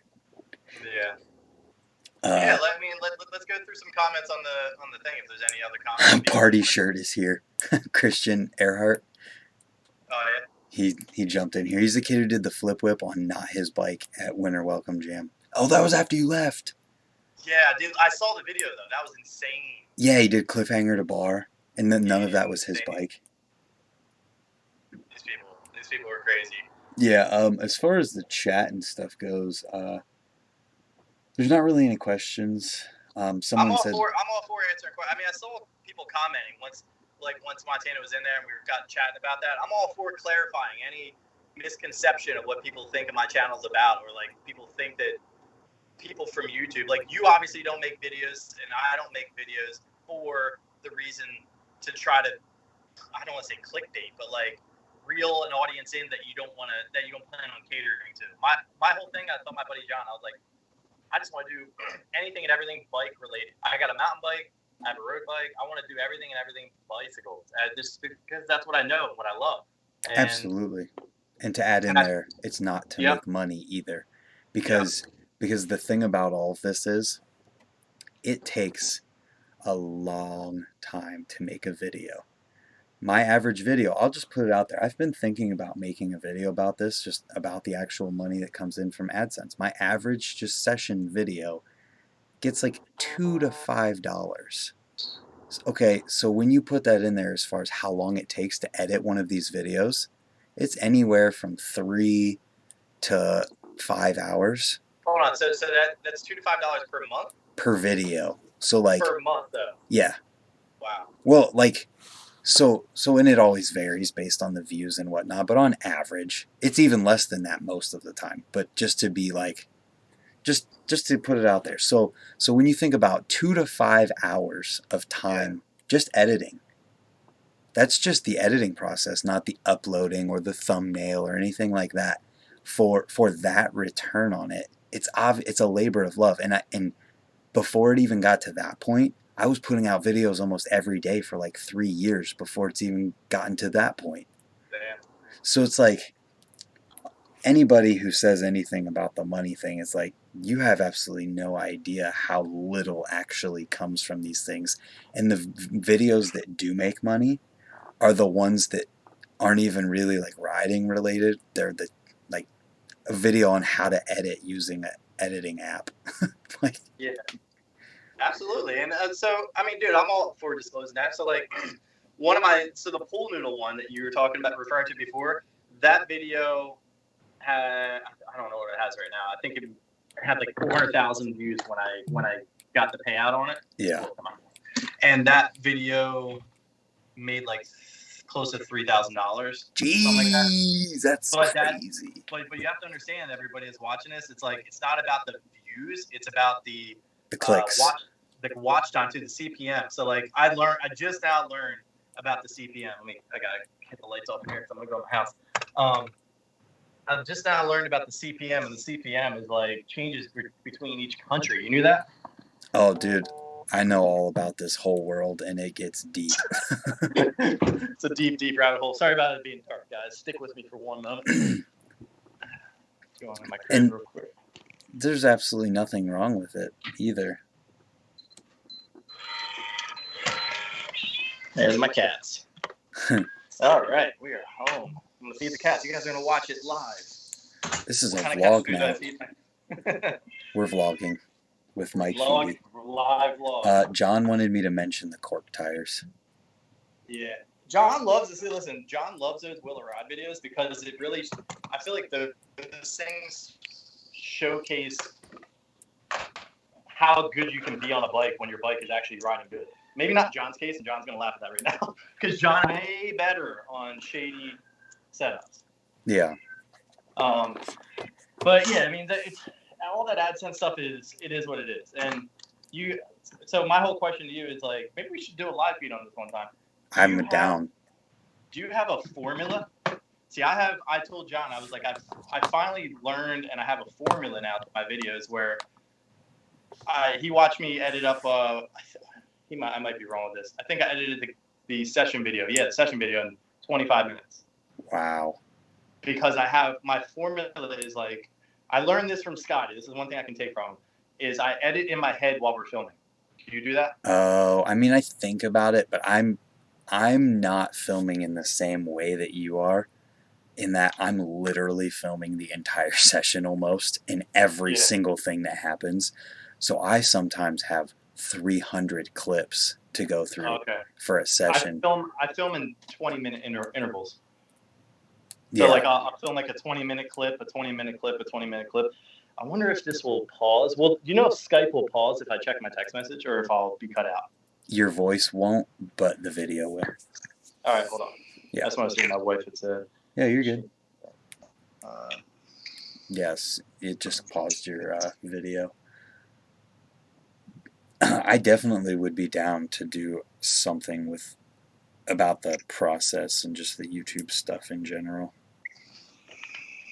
Absolutely. So, like, let's see if I can turn this light too. Got these damn stupid smart switches, I guess you would say, for the house, and I can't just turn on a light now. Oh, you use your phone? Yeah, use a phone. That's funny. I know. Lame. But yeah, so yeah, I've learned like a formula. Dude, it used to take me so long, but also it's predicated on what type of video it is. So like when I'm filming a video, everything's genuine, but I go in with the idea like we have a beginning, a middle, and an end. Yeah. So we're going to do the opening part of the video of us introducing where we're at, where we're riding, what the setup is, what our goals are, then do the riding, whether have falling or whatever, and in the end, talking about the process of getting to that point and engaging with the audience. And like, I know it might sound like kind of not as genuine as I guess people would like to hear. Like maybe it's not as genuine because I have a plan and it's not like raw, but it's still raw in my head. You got to understand, like I'm trying to basically my battle is I can't sit at the computer for 5 hours because my battle is like, all right, I wake up at 7:30 in the morning. I deal with little one from like 7 to 9, and I put Yeah. little one in daycare, and I've got from like 9 to 2 before I go help out with my uncle with the business and whatnot, and then I got from that being finished there to coming home and possibly seeing my wife and daughter before they go to bed. You know what I'm saying? So it's like Yeah. my whole thing is like I got a small amount of time to edit, so it's a matter of just finding the right formula to make it work. Right. Um, That's interesting. I definitely think we should save some of that so we don't just talk about it yeah, twice and go I'm over down. stuff we both already know. But it's interesting to hear that other side, and I really do want to hear your process and stuff because my process is like I'm coming from the perspective of a professional video editor or video creator. I mean, that's literally what I went to school for, even though I didn't really learn that much because I was doing it before I even went to school. Yeah. But that's what I do for a job. Like, that I had another job where I was doing that. So, like, I have a totally different, like, way of thinking, I think.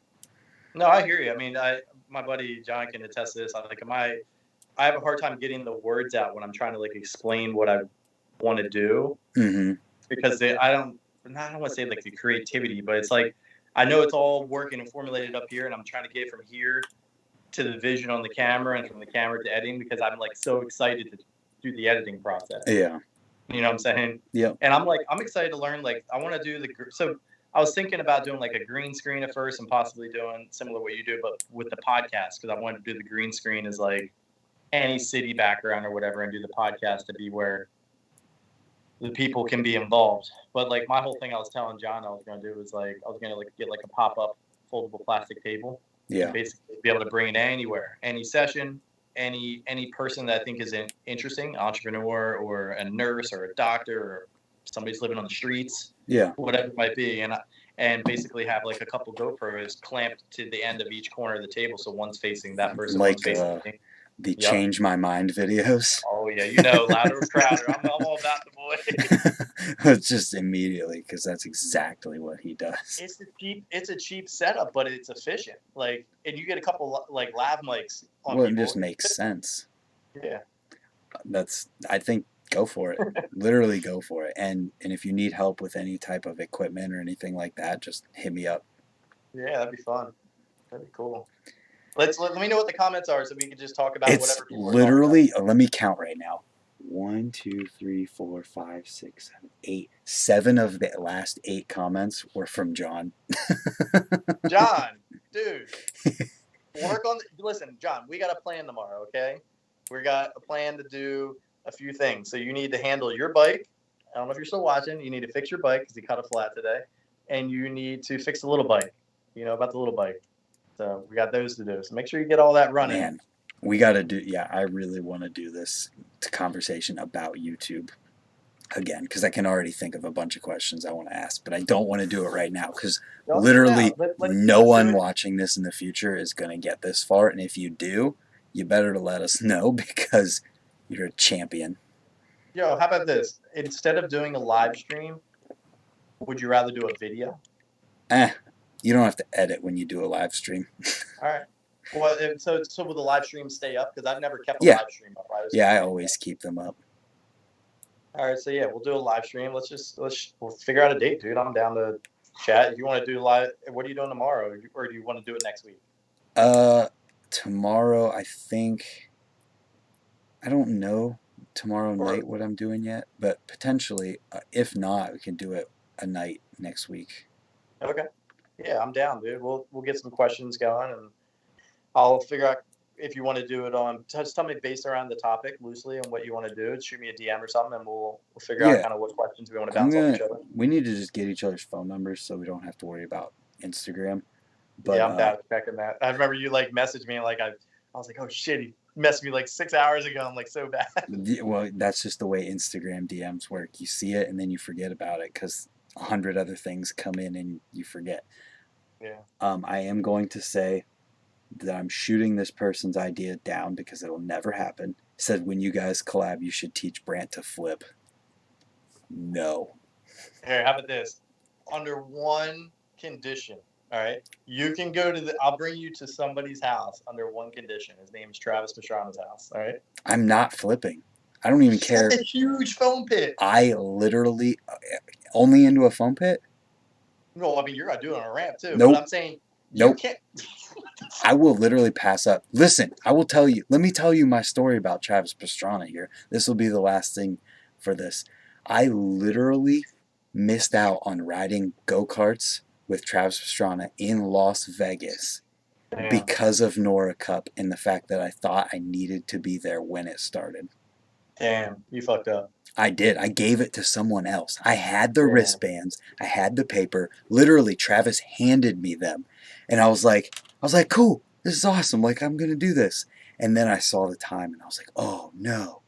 So I gave them to someone else, go to Nora Cup, and we stood there for like 2 hours before anything happened. And I was like, I could have been done in here. Dude, funny story, the reason why I say like we go to his house, because if I time it right that he's there, there's no way that you're leaving without backflipping. Because I'm not going to backflip. Everybody that goes there, I watched a limousine driver come down the hill to pick up all the Nitro Circus people that were partying for somebody's birthday. He took that dude out of the car and was like, hey, man, you ever ridden a 50 before? He's like, yeah, why? He's like, you're going to do a backflip. And I swear to God, motherfucker made him do it. First he had the guy on the same dirt bike as him, and he showed him what it felt like to do the flip in the foam pit. He only did it in the foam, mind you. But he did it in the foam. Dude was whiskey throttle. And like whipped it around. I'm like, dude, this guy's like 50 years old. Probably never jumped a bike. I'm not going to make any deals. I don't think I would even do it if Travis Pastrana himself was standing there. We were filming a video, and he's like, hey, you need to do a backflip. I don't know if I would even do it. Damn.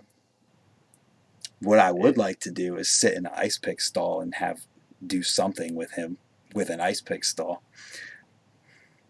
That'd be fun. I might consider trading a backflip for that. How about he backflips off your wheel while you're in an ice pick stall? I don't know. We got to be there first. Yeah. Hey, it's not far for me. We can make that happen. If people keep donating like they were tonight, holy crap. Damn. That was insane. John wanted me to tell you something, but I don't. He'll want me to flip the Mega. Yeah. Well, the thing is, the reason why I used to session that I call it a mini Mega. It's not like Mega's huge now, like the Mega Ramp. The one at his house is like a step up, so you can see where you're landing as you're going towards it. Mm-hmm. I used to regularly jump it, but then they added this roller to it. So like when you're going down, you're heading towards the lip or heading towards the landing, you're almost directed towards the roller. So you have to kind of like, I hate the feeling, but you have to ride on the edge of the lip basically to be lined up. Thank you. Yeah, and all I could see was like a chalk outline like on the backside of the thing. For me, yeah. Nope. I think John's saying if I do a flip, he'll do the Mega flip. He probably would. I mean, I'll give you a little spoiler. Tomorrow is going to be the last of the videos. We're going to try to film like 3 videos. Because I've been trying to like stock up videos in one day for an entire week. I know this might sound like a lot of work, but like if I plan it in my head right, I can do 3 videos. And one of them is going to be him relearning the flare. So he's going to send it on tomorrow. Good. Yeah, he's saying if I flip anything, he'll do the Mega. Listen, we got to actually be there. I got to be at this place for this to happen. I can make this happen, dude. I can make this happen. I got to get to you first. All right. But, what the heck was I going to say? Filming 3 videos. Dude, there've been days where I've been at Ray's and filmed 5 videos in one session. That's crazy. Just because I only get to ride once or twice a week. And I put out a video literally every single day. So do you edit the video that you're posting that day? I try not to need to. Like today I edited Saturday's video because I do a Tuesday tip video and then Friday's the news video. Yeah. So I try not to have to do that.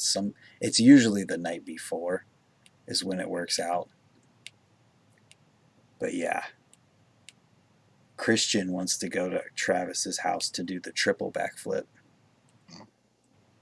He's done doubles. Well, the thing is, like, so I brought one time I brought somebody there, and I have a thing where I'm like, hey, we're at his house. Don't be stupid. Like, he's Travis. We get it. I understand. Like, people idolize him, but treat him like a regular person. And then one person I brought there like freaked out and was like all giddy. Oh, And Travis is like wasted. Like, not wasted, but he's buzzed. He's drinking. He's having a good time at his house. And Yep. I was like, I literally wanted to like crawl in a ball and be like, I was like, dude, I'm sorry. Like, won't happen again. And from then on, I'm like, listen, dude, I don't bring many people because it's not my house, and I don't want to overstep my boundaries. Absolutely. Unless I know that you're not going to do that type of stuff. I mean, he makes people sign waivers. Like, you basically sign your life away to ride that place. It's crazy. Yeah. I don't know if I want to sign my life away.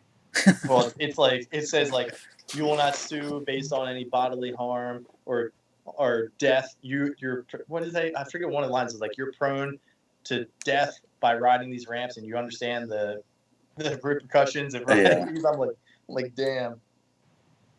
Well, yeah, I'm not that way about anyone ever. Yeah. I don't know. It's just not me. Never has been.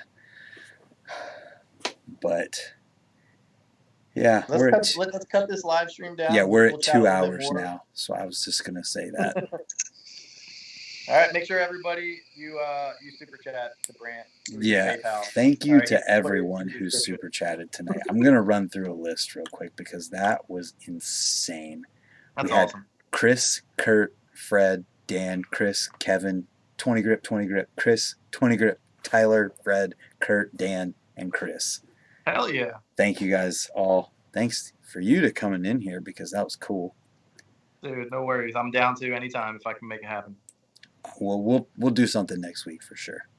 Hell yeah. All right. Well, I'm going to jump off when you jump off. So thank you all for tuning in, and tune in next week for Mike's stuff and find his channel and watch it. I'll put it in the description. All right, man. Later. See ya. Holy cow, that was awesome. So thanks for being in here, everybody. Thank you seriously to everyone who donated tonight. No one ever has to do that. But when you do, I really, honestly appreciate it. That being said, I'm not going to string this out anymore. Good night.